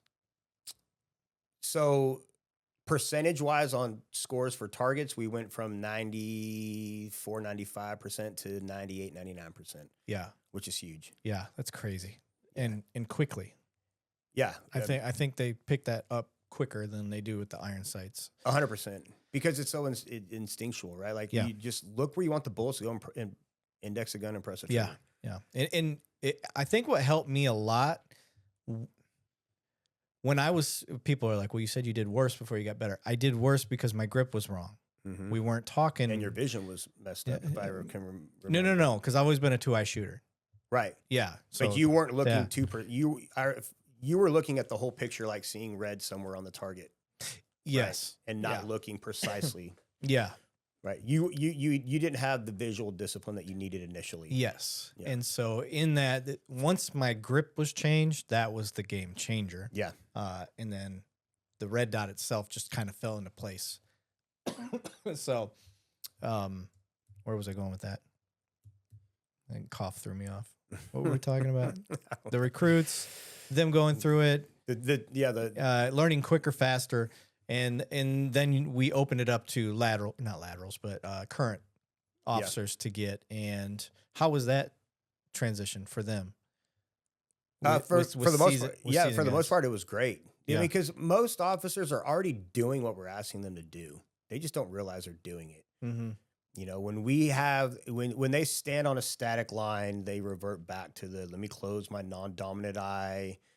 Let me hard focus on the front sight. Let me do all these things, right? But when we start having them running around the range, or if they're in the simunition village, they're not doing any of those things, just like they're not doing it in the real world. So we put them in positions to where they're going to be performing kind of the same way they would be in the real world if it was to happen. Yeah. Minus the bullets coming at them or whatever. And then they realize real quick, like, holy cow, I've been looking at the target the whole time. And now there's a red dot there. Yep. And I just shoot. I'm like, yeah, that's exactly right. Yeah. You know? Yeah. I remember getting not yelled at, but just like told repeatedly, close your eye, close your eye, close your eye. Even in the Air Force, you shoot your rifle that way, not your pistol. Shoot your rifle that way, not your pistol. And I'm like, I can't help. I don't think to shut an eye. I am thinking to shoot the target. So I just always would keep both eyes open. Yeah. And it's funny how I went from being scorned for it for quite a while to the point where now I'm being praised for it. Like, yeah, good job. Like, that's how you should keep doing what you've been doing. Yeah, keep doing what you've been doing. You just beat me for doing that. So there's hope. Old dogs can learn new tricks. Absolutely. So everybody out there listening, red dots are where it's at. I'm an SRO fan. That's my favorite one. Me too. It's one of the reasons this gun that you were looking at earlier, that was really the only option when I first bought that sight. And I feel like I have to turtle more or really raise that gun up. With RMR. I'll get you an SRO for it. Yeah. I'll get an SRO for you to put on that gun. Okay. I'm down. I'll trade you for the RMR. Okay. Unless you have like some 100%. I'll give some crazy attachment to the RMR. Not at all. Right. I can't stand that RMR. I'll trade you an SRO for it. I turn into a turtle. Head's like, I'm like, I can't get this one like I can that SRO. That EOTech that you got me. That one, I like that one too. Clear glass. Yeah. It's not bad. It's not bad. It's just like the SRO. The sight picture is it's instinct, just there. Yeah. Like that one, I got to hunt for more. I'll get you hooked up. Okay, I like it. All right, sir. So we got into red dot. We talked about that. There's two more things I want to talk about on the range, and then I want to talk about some other things that you got going on. You work at one of, if not the most progressive, forward-thinking range/village that's in the nation that I know of. And I don't work in the ranges, but you get to see ranges all over the nation. How is that range holding up? And can you talk a little bit about what makes your guys' range so unique? Yeah, it's holding up great. The reason, so we have the largest indoor training facility in the nation for law enforcement. So we have 4 indoor ranges, about 120,000 square feet of total training space indoors. With one range being 40 lanes, 50 yards deep, another range being 5 lanes, 25 yards, another range being 30 lanes, 25 yards, and then a 100-yard indoor range, which is 10 lanes wide. You've got them memorized. Yeah. That cracks me up. Yeah. I've been there for a while. Been there a minute. Yeah. So, comparatively speaking, we are extremely blessed. Yeah. You know, But what are the capabilities of that range? It isn't just a shooting lane. no, it's endless. So a couple of the ranges you can drive into. Yeah. Patrol car right up in there. Yeah. I mean, Yeah. we do a lot of stuff like that. SWAT does a lot of things with their Bearcats. They drive into the range. We're able to build out floor plans for houses in our ranges. Yep.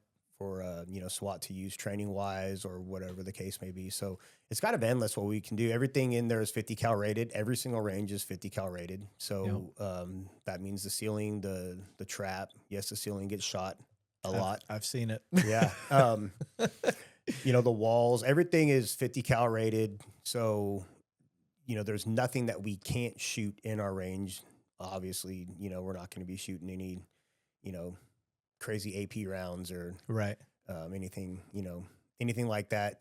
No tracers or anything we want to catch a range of fire, although range has been caught on fire several times. But yeah, so what we can do is it's up to your imagination, man. Like, what do you want to do? Because you can do crowd noise, fog, lightning and thunder. Yeah. Like red and blues flashing all over the place. Babies screaming. Yeah.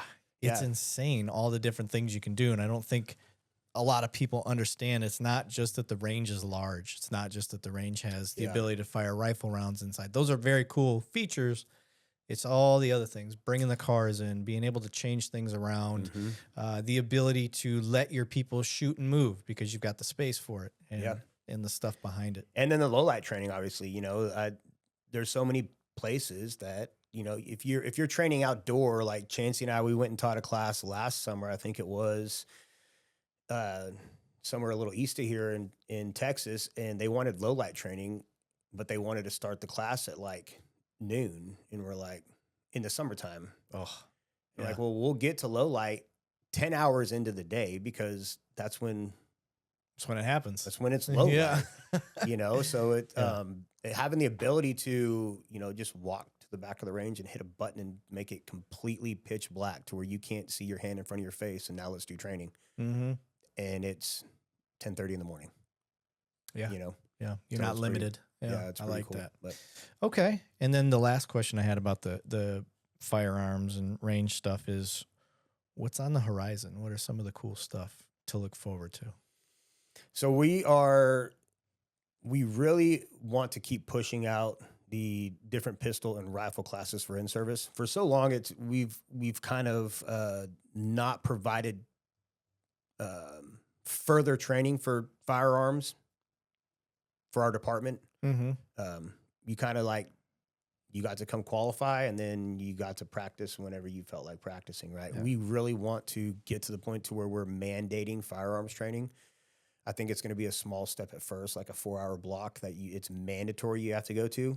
But we are constantly implementing new classes in between recruit classes and everything else that we have. So like we have a Pistol 1 class, which is the first half is the fundamentals, and then the second half is movement. Pistol 2 is all movement in the dark because so many officers, the only time they get low light training is in the academy, but yet they go out and they work in low light conditions. Yeah. Now, can you do me a favor when you do this mandatory stuff? Because one thing that I hate that the military does is mandatory training in things that don't apply to that person's job.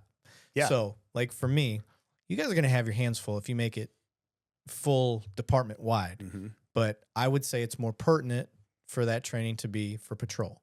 And then, you know, office workers, like, and I know the argument is like, well, these people can be out in the street tomorrow. Yeah, I don't buy that argument. I don't like that. Like, have that be an optional thing, but not necessarily a mandatory thing, because I think it helps alleviate a lot of pressure and getting as many people through as we have.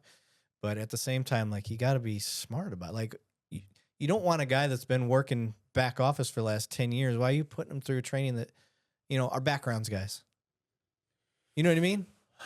Like, I don't think you should. You know what? You know what? I like that. So I automatically I thought of, okay, so we'll have a Pistol 1 class that's mandatory for patrol. Yeah. A Pistol 1 class that's mandatory for detectives, and it's all from concealment. Yes. Stuff like that. Not blue uniform, gun belt, because they don't carry that they don't wear that every day. There's guys that haven't worn that in 20 years. Right. but they carry, they wear a suit or they wear whatever. I like that. I'm always appendix, or my new thing is a sling bag. I got a sling bag that I carry. It looks like a purse. Yeah. No, I know exactly what it is, but we may allow. Not on duty. We may allow some people to do that on the range. Other people, it's like, ooh. Yeah, not on duty. I will clarify. No, but you know what? I like that. I like that feedback. Yeah. I haven't thought about that. I will definitely take that to him and say, hey. Yeah, because how many times have you been in train? Because I was a instructor down at the academy, and you get these guys that are like, why am I going through this? Okay, let me ask you a question. Because you've been a detective. I haven't.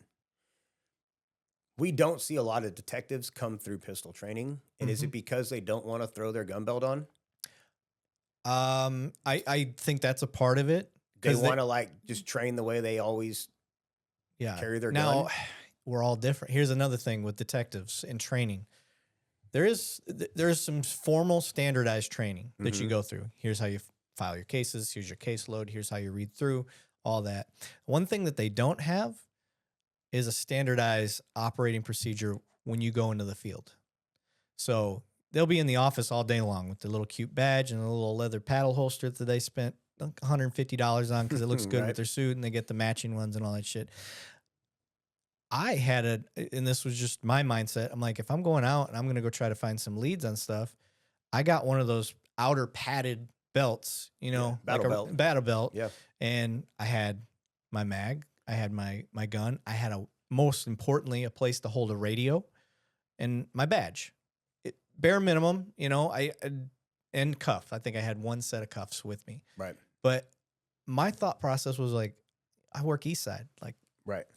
They see that I'm a cop. If I just have this one mag and my I'm not ready. Yeah. And I'm also not ready to engage as well with a holster that I don't wear that much. Yeah. And the detective's holster, for most listening, it's usually just some little leather holster or maybe a Kydex holster, but it's not the same as drawing from your duty belt and stuff like that. So I tried to get as close to that as I could when I went out in the field, but I was rare. Maroney was another one that he would wear it like that. I see a couple other detectives, but I think part of the problem getting them detectives down there is there isn't really a set standard of what you wear, how you wear it, and what to do when you're out in the field. Yeah. Most of them don't even carry a radio. Right. And I'm like, what are you going to do? You get an engagement, now you're going to hope that you get on your phone? Yeah. Or somebody else calls for you. Yeah. Have you ever tried to do that? Yeah. It's very hard. I chased a car burglar out of my own house. Not thinking. Yeah. I had my gun. That was it, and my cell phone. And now here I got a guy at gunpoint. I'm like, oh shit. Now I gotta get the phone out. And as soon as I went for the phone, he took off running. What am I gonna do? Shoot him? Yeah. I can't shoot that dude in the back, Right. Especially since I already said stop police. Yeah. There's so much training that needs to go for officers handling stuff when they're off the clock. All right. So this is what I would ask from you. Mm-hmm. Right. Come talk to us about it. Okay. Seriously, because we're in the process now of adding more things. We're actually looking at so Chancey and I, the 4-hour block for the pistol refresher, we did a 4-hour block for patrol, and we did 44 classes in 3 months. Oh shit. And we did all hours. We were there till 3 a.m. And it was just a sign up if you want to do it? Yeah. And guys loved it. They loved it because they got 4 hours of training, and then they got to shoot their annual qual at the end of the year, and it counted. Yeah. Or at the end of the class, it counted for their yearly qual. Speaking of, we're going to do that. Yeah. I got you. So they loved it. Yeah. And then we went to the 8-hour block, and we saw participation kind of dip. And I think a lot of it has to do with the fact that it's harder for guys they want to go on their work day, which obviously. Yep. And it's harder for some supervisors to allow 2 or 3 guys from a team to pull them from the streets for the day to send them to training. Yeah. So we were actually just talking about this is maybe offering more of the 4-hour block ones, just 2 of them a day. Because I think as a sergeant, if one of your guys says, hey, I want to go to this class at the range, it's 4 hours. Yeah. I'll only be gone at the beginning. Yeah. Okay, that's cool. If you're like, I'm going to be gone all day, and you're like, yeah. Well, this guy's already got vacation, and this guy's off, and this guy's already got training, and Yep. it's easier for supervisors, I think, to allow guys to come down for Agreed. a half a day. So Yeah. I think we're going to look at that more. But having the training that is tailored to positions, I like that. Yeah, I think so. I really and like and that. that's something that the military has actually started to do. That's why I asked, like, PT standards. They have a traditional PT standard for the majority, Mm-hmm. but then they've got other options for people that are in active, like, like the cops. The cops have Right. to be in a different type of shape than the dental hygienist that's Yeah. not going to arm up. No, it makes So, sense. Yeah, it makes sense. So I like that's it. just the idea. But Well, cool. here's the deal. Bring it. I want you to collab with us on that Okay. for sure. Yeah, I can, because I can tell you right now, there's a whole course that needs to go to detectives about going out in the field, Mm-hmm. and because, like I said, I've been out there. Like And- field operations. Yeah, course. field ops. Like if you get called out, you're on Yeah. callback, and you're going to a scene. Yes, there's a bunch of officers there, but you've got your pistol and your badge. Yeah. That's it. You've got no light. You've got no nothing. Like some may have it on I their think we gun. could probably collaborate with Sean on this too. Yeah. And do some practical stuff in the Harris. village. Yeah. Yeah, Sean Yeah. Harris. Yeah, that'd be cool. I've Yeah. been wanting to get him on here too, by the way. Yeah. Make him come up. But yeah, for sure. Okay. Excuse me. All right. So that's all I had about the range. Love it. We got through a lot of the policing side of things that I wanted to get to. Yeah. Now we need to get to the future of the Brian Stahl. So with your 20 plus year career and your love for service, you got other bigger and better things coming I do. down the pipe. What do you got, buddy? I'm currently running for United States Congress. Holy shit. Yeah. I'm in the middle of the campaign right now. So what in the hell inspired that? a couple of things. So I got, obviously, having a servant's heart Mhm. in serving communities for 20 plus years, right? And doing it in a way that encouraged and involved communication. Like we, as law enforcement, we can't solve people's problems unless we know what those problems are. And in order to know what they are, we have to answer the call for service and then listen and then provide options or give them feedback or guidance or whatever the case may be, right? So that's kind of how my service and your service is structured, obviously, because of our upbringing in law enforcement. So a little over a year ago, I became a city councilman and then a mayor pro tem. And so I got involved with politics that way. The hell's a mayor pro tem? So it's kind of like if the mayor is out or if the mayor steps down or if the mayor is out of town and something needs to be done. Okay.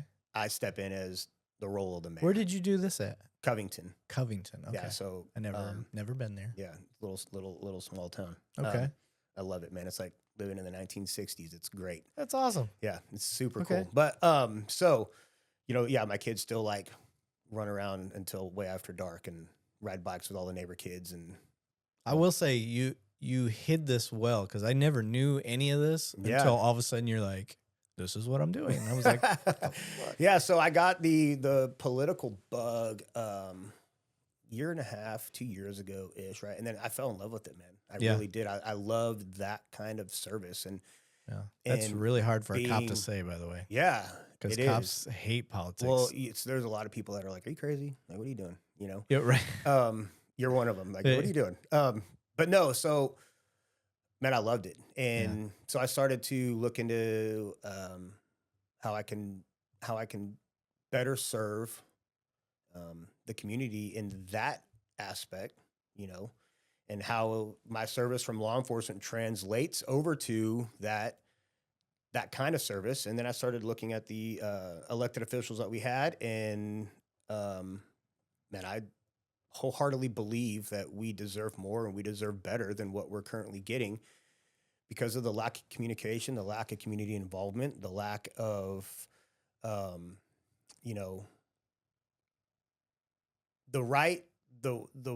the right way of serving the people. I think we're missing. And when I say the lack of engagement with constituents is a big thing. I think if you are serving a large group of people, and you are their representative in United States Congress, I think that your sole mission should be serving those people and not yourself and not any other entity. And I think it shouldn't just be a title. I think when you go to Washington, you have to go to Washington and you have to have a team that you built, people that you hired behind you that you can trust. Yeah. Not that we're put there, but a team that you built, right? And you have to be able to understand what the needs of the people are. And you have to be able to answer the calls, and you have to be able to provide them with options and solutions. And you also have to be able to be available for them as much as you can. Right now, if you're in Washington, you're in Washington. But when you're at home, you need to be available for the people. You need to be doing things that involve community engagement. You need to be doing things that involve interacting with first responders and with police and fire. You have to make yourself available and be able to effectively listen and communicate with those people. And I think that we deserve a heck of a lot more and a lot better than what we're currently getting. I'll give you an example. So I was down in a county that's in my district, and I was talking to a couple of the officers there. Well, they have a federal grant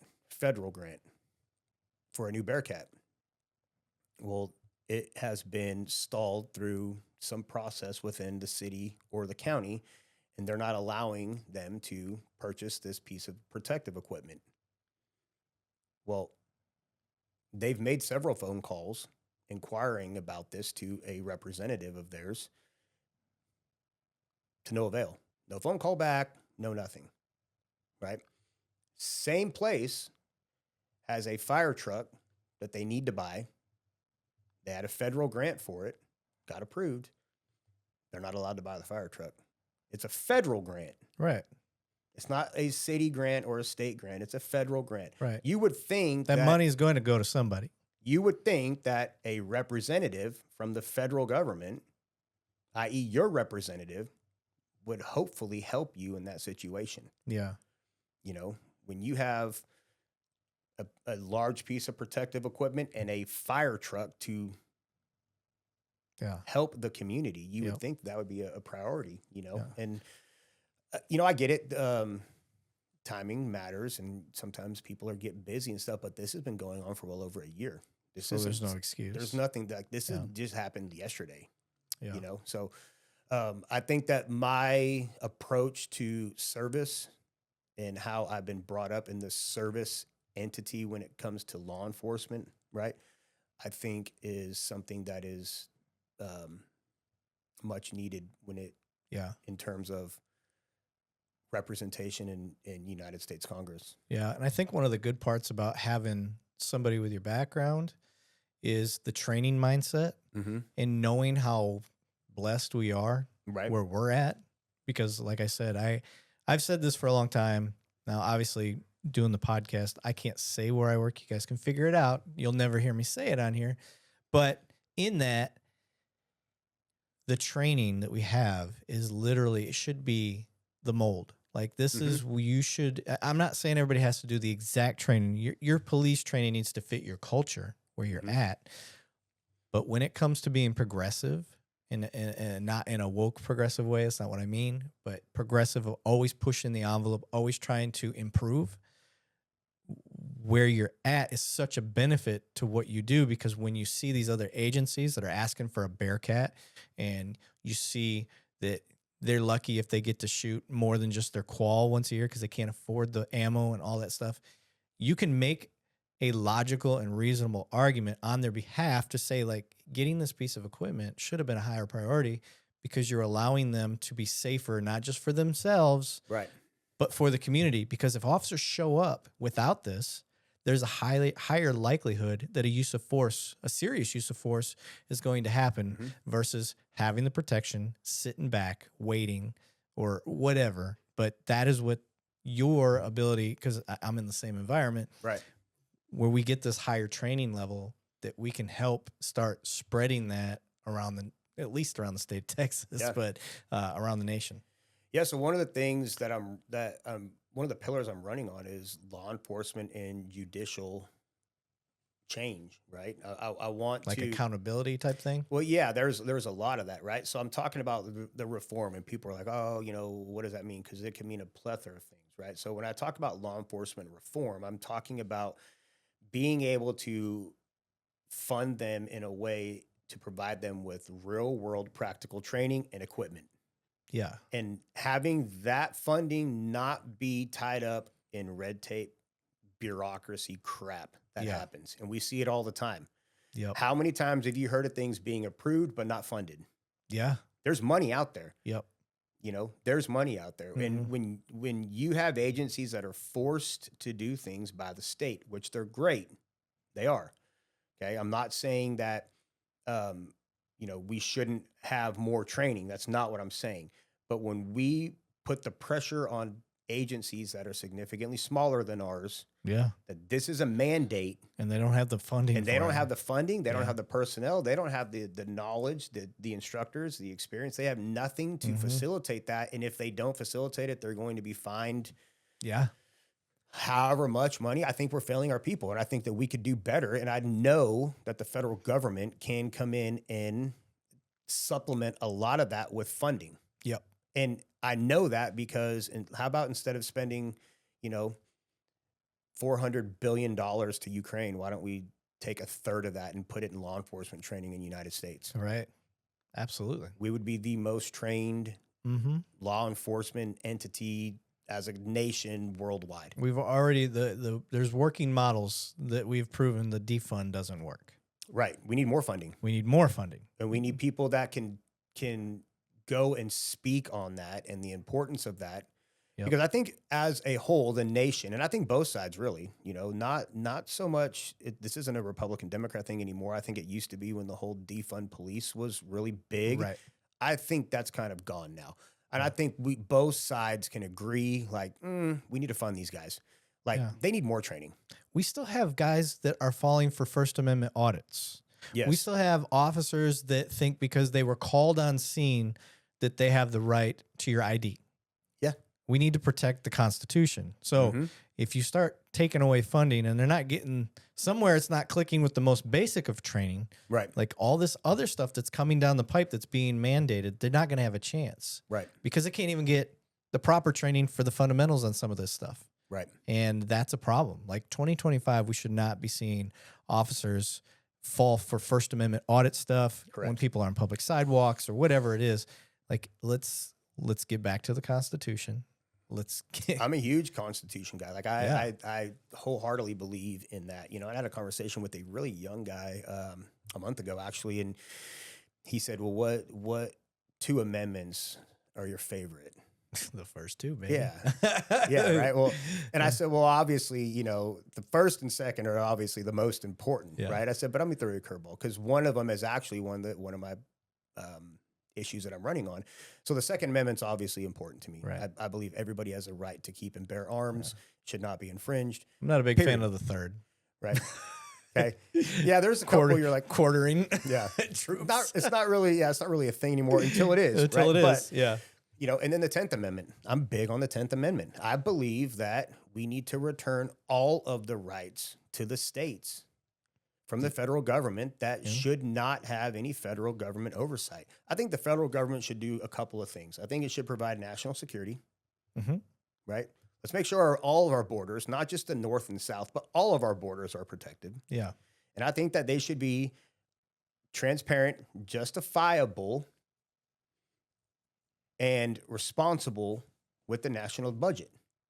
Because, as much as everybody would like to say, let's abolish taxes, like I get that. Yeah. I do, right? Abolish them. Great. But the federal government, if they would utilize the money that they get in properly, how much different would it look for us? Right. And I get it. There's things that are necessities that have to be paid for with tax dollars that some people don't like. But on the other side, look at all the stuff Doge just exposed. You're spending $44 million to transgendered animal studies in Uganda. Like, what are we, I heard about what? that. Yeah. What are we doing? Yeah. You know, like all these unnecessarily funded programs Right. in other places. Why Yeah. don't we take that money and dump it into our own people? Yeah. Yeah. You know? The thing that makes, because I don't dip into politics a whole lot, but one of the things that really irritates me with that type of thing is where is the oversight of the money? Yeah. Because, yeah, this thing's getting funded, but there's zero to show where that money went. Did it even go to the program that it was supposed to go to, or did it just go in somebody's pocket? Yeah, I mean that's I can't answer that, Yeah. obviously, but that's such a super valid question. But Like, that's the point. But that's what I'm talking about. Yeah, what like, you're getting to is the accountability. Show Right. me the trail. Show me the logic and reasoning behind it. and I want to be able to defend every one of my decisions as a congressman. Mm-hmm. Everyone, which means I have to be open and honest and transparent. Like one of my plans is I plan on implementing a network, right, through emails, because that's where how most people communicate now, especially, nowadays. You start with the top city leaders, okay, Mhm. and every city within your district, and then you take all of first responders, right, or public service, let's say police, fire, EMS, right, and you build a network, and then you also start branching out to your constituents. And this is actually something that I heard another congressman trying to implement, and I thought it was a brilliant idea, right? And then you are so transparent to where when you send them via email, here's all the bills that we're voting on. I may be sitting in Washington, D.C. Here's all the bills we're voting on. Mm-hmm. We're going to vote on these in 2 days, whatever, right? Give me feedback. Yeah. Yay or nay. Like, here's a quick down and dirty paragraph of this 10,000 page bill. Yeah. This is what it entails. Yeah. I mean, we can use AI to. You can use AI to help summarize things. Exactly. Yeah. Right. You take these 10,000 pages. They can't hide shit in bills anymore. No, take these 10,000 pages and turn it into a paragraph, and AI will do it like that. It's over. Yeah. But take those things and then you push it out, and then you solicit response. You ask them, hey, how do you want me to vote on this? Yeah. And if you have 600 emails that come back of your, 100,000+ constituents, well, if 600 responded and 94% of those 600 say yes, well, guess how I'm voting? Yeah. Yeah. At least. Can I justify that? Yeah, absolutely. Now, when I go home to the people and they're like, why'd you vote this way? Yeah. Here it is. 94% of the people that responded said yes. I voted yes. Yeah. And then people know, all the ones that are going to vote for you are going to know, hey, he announced this is what he's going to run his campaign. That's how I'm running it. So, yeah. Can I throw something at you? Yeah. An idea. Throw it. Because while we're sitting here thinking, you're a cop. Mm-hmm. Why don't you wear a body cam when you can? Show people how you work. A body cam where? Doing your job, just like a cop would. If you're dealing with the people, boop, boop, turn it on. When you're not dealing with the people, turn it off. Okay. Oh, you're talking about in Congress. Yeah. Oh, okay. I think that. Bro, you would stand out. People would be like. Yeah, but I may stand out for the wrong way too, though, right? No. Who cares? People may be like, I ain't talking to that dude. You're a cop. Yeah. They can't get around that. Like, I think that I'm not, here's the deal. I'm not going to say it's never going to happen. However, I think it would be a game changer. That's funny. However, I think that there's probably conversations that may be had or may be caught on that are absolutely, and I classified. Get that. Yes, and whatever, I'm not saying during that, and having to what is he talking about? But like the day to day, Oh, like the interactions with the people and stuff? Yes, I don't think there's anything wrong with that. Yeah, or if you're making calls, like if you're like, all right, today I got this amount of emails. Yeah. Okay. You've already got your camera on because you just got dispatched to your call. So you got your camera on. All right, here's my emails. This is what I'm getting through today. That is wild, man. I've never thought about that. So in that aspect, you know what? Bro, I think people would love it. And then post it. I was just going to say, if you could even live stream it if you needed to. Yeah, like, hey, you guys want to see what I'm doing right now? Yeah. Let's go live with a congressman. Yeah. Log on to this link. This is what I'm Bro. doing. Answering emails. Sounds like you needed me on your campaign. I like Bro, it. I love telling it. you. You know what? I have not thought about that only because, you know, you think of like everybody's got these like, you know, crazy perceptions about what happens in DC and stuff. Right. And I do too, because I'm not there You're yet. not there yet. Obviously. But, you know, you think like every conversation's classified, Right. confidential, that's not obviously Or it's like the some case, sort of like, you know, hey, we'll get you in with this person, but you got to do this favor. And like, I'm sure stuff some like of that that. happened. Like obviously, like I'm new in the campaign, but we're in the fundraising mode and campaigning mode right now. And you know, I can honestly say nobody's like approached me and been like, you know, if you do this, then I'm gonna give you, you know, X amount of dollars. Right. Everything is so on the up and up when it comes to that because of the FEC filings and all those things. You know, no, I haven't experienced that, but again, I'm so new into this. I'm not saying it doesn't happen. I don't know if it happens or not. I think it would maybe be a little hard to do it in that way. I'm sure there's ways around it, obviously, but the whole quid pro quo thing, like you vote yes, and I'm gonna give you $1 million in this briefcase. I don't see I don't see that. Did you guys see Stahl rolling around in a Lambo? Yeah. Weird. Yeah, so weird. He rolled up in a truck. Now if he's he had in a body Lambo. cam on, we could figure out how that happened. Yeah, you could audit me. Yeah. You could audit my body camera. Right. Bro, I'm telling you, there's something there. You know, that's the first I've ever heard of it, and I'm not going to dismiss it. Yeah, I think that would I'm be... not going to dismiss it. Because if I knew, okay, he says he was in the office, and he said he looked at this, and then all of a sudden you're like, oh, yeah, I remember the day I looked at that one. Let me pull up my body cam stuff. Yep, there I did. I read the email. I made calls. This is who I called. You can hear those conversations, at least on my side. And, dude... You put it on speaker. You could even put it on speaker, yeah. Bro, it'd be sick. Dude, hey, you know what? You would be known as the guy that's transparent. That is transparency. That is the definition. Nobody because I want judges to do that. Well, you know, that's another thing that I one of my issues is judicial reform. Yes. Right. And I have a real problem with judges not being held accountable for reduced bail or no bail or PR bonds or all these things where guys reoffend. Now, I'm not saying every single person that gets thrown in jail is guilty. That's not what I'm saying. There's been plenty of people that have been accused of and arrested for murder and the Innocence Project. That's exactly. Great. And found not even to that length, right? The Innocence Project is great, but 2 weeks later, new evidence comes in and they're like, oh, it wasn't that guy. It was this guy, you know? So I'm not saying that. That's not what I'm saying. All I'm saying is that if you could probably pick between the two of us, we could pick 5 crimes that if somebody commits these crimes, there is no bond. Right. Period. There's no reduced bond. There's no PR bond. There is no bond. Yeah.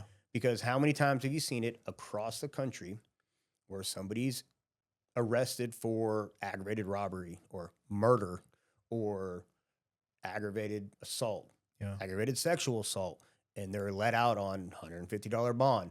And 3 days later, what do? Reoffend.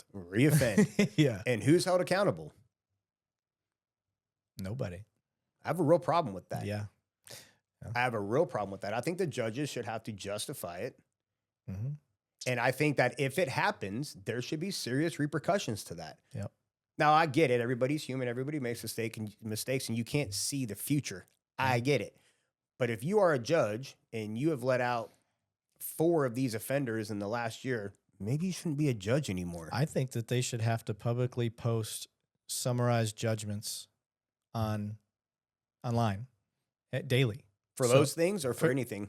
For anything, really. But if they made a decision, case dismissed, all these, that should be posted on a daily log. Here's what this judge did today on these cases, and gives you the technology's there. AI can do it for you as this stuff goes in. Sure. But have, the stuff that they did and what they decided on. And I think the same thing should be for prosecutors, because that's another realm of things that doesn't get checked. as a detective, I would get cases constantly like, no, we're not going to take this case. Right. And I'm sitting there, I'm like, it seems like I got a slam dunk. There's times that maybe I'm a little off. Right. Where they'll point, if you get lucky and get a good prosecutor that's like takes the time to explain to you why they don't want to take this one. Right. Where I'm like, where's the checks and balances on that? Or if they dumb it down because they have discretion, they can dumb down Sure. your case. And I'm sitting there, I'm like, Sure. this dude's been in trouble like 18,000 times, and you're dumbing down this. Like, he needs to go. He's a continuous problem, and whether it's property crime stuff or it's a violent felony. There's no the checks and balances. There's a lot of checks and balances for cops. Mm-hmm. There's no checks. There's very limited checks and balances for every other part of the criminal justice system. Right. We are the front and center because we're the ones out there. Mm-hmm. And I'm all for it. Great. I think you've gotten policing's continued to improve. But like what you're saying with your campaign that I like is that needs to go to the courts, not just the judge, but the prosecutor and our correction system. Yeah, I know. I agree. I mean, more transparency and maybe not to the extent for body cams for everybody. Although I different approach, man. Yeah, but you're right. AI is there. Like to have summary judgments on things when you could just have a recorder going in a courtroom and then literally take that recording, upload it into AI and say summarize, and it's done. Transcripts, yeah. Like literally in 30 seconds they send it out. Like the technology is there to do that. I'm all for transparency. I'm all for accountability and being able to justify your position, whatever it is. And I know for a fact, that there's going to be times where I'm going to be put into a position to where I'm probably going to have to make a decision that's not going to be popular for some people. Yeah. Right. But having the ability to communicate effectively with them and then justify your decision and not hide behind it or just, kind of shun them. Yeah. I think calling your representative's office or your elected official's office, no matter what level it is, whether it's U.S. Congress or state or whatever, and having to call 17 to 20 times before you get a response back is crazy to me. Mm-hmm. Crazy. Yeah. And a lot of people don't even know who their representatives are and have never called their office, but the ones that do need the help and the ones that do call should be served. Mm-hmm. Right. I don't know mine. Yeah. I mean, a lot of people don't, and that's fine. But if you had something that you were, told, hey, you need to let your representative know this. Mm-hmm. And you're like, that's a great idea. And you called them 17 times. Yeah. Over a course of 4 months before you finally got someone to answer the phone and they're like, yeah, we'll get back to you. And they never do. Yeah. How would you feel? Yeah. I would feel they need to be replaced. Exactly. Yeah. I would want to know what the volume of calls are, which you could probably public record. And if I don't see that volume of calls is somewhat like what our dispatchers may have to deal with, then I'm not going to give you an They are not nearly. I know. I promise you that there is not a sitting United States congressman that has 700 calls for service waiting right now to be right. answered. Yeah. Like in our city or whatever. Shout out to our dispatchers. Yeah, exactly. Yeah. Like, could you imagine if you called the police and you had to call 17 times over 3 months before you got dispatch and they're like, yeah, we'll get back to you. I grew up in Flint, dude. Yeah. I grew up in Flint, Michigan. Yeah, I get it. Right. Yeah. Yeah. If you ever watched that docu-series on Netflix called Flint Town, dude got home invaded or something like that and beat the brakes off of him. And the cops didn't show up for like 48 hours. Yeah. That's crazy. Because they were so crazy. Yeah. Crazy. But now call 17 times over 3 months after you have a problem. Exactly. Yep. But yeah. Yeah. I get it. So yeah, man, that's what I got. Campaign's going really good. Cool. Yeah, I got a team built around me. I always have a campaign manager. We got a really awesome fundraiser. Hell yeah. Chief strategist. We have, a bunch of different people around us that are working really hard. Our consultant team's really, really good. So we're really excited about that. We're hitting the ground running. Yeah. That's a lot of, I'm not a career politician, man. Yeah. I'm not, like, I'm learning stuff on the fly, but it's, You're about to be a retired cop. Yeah, we're Right. we're attacking it like full steam ahead. That's some of the best politicians though, are the ones that they're not career. The ones that I've always liked, they were not career.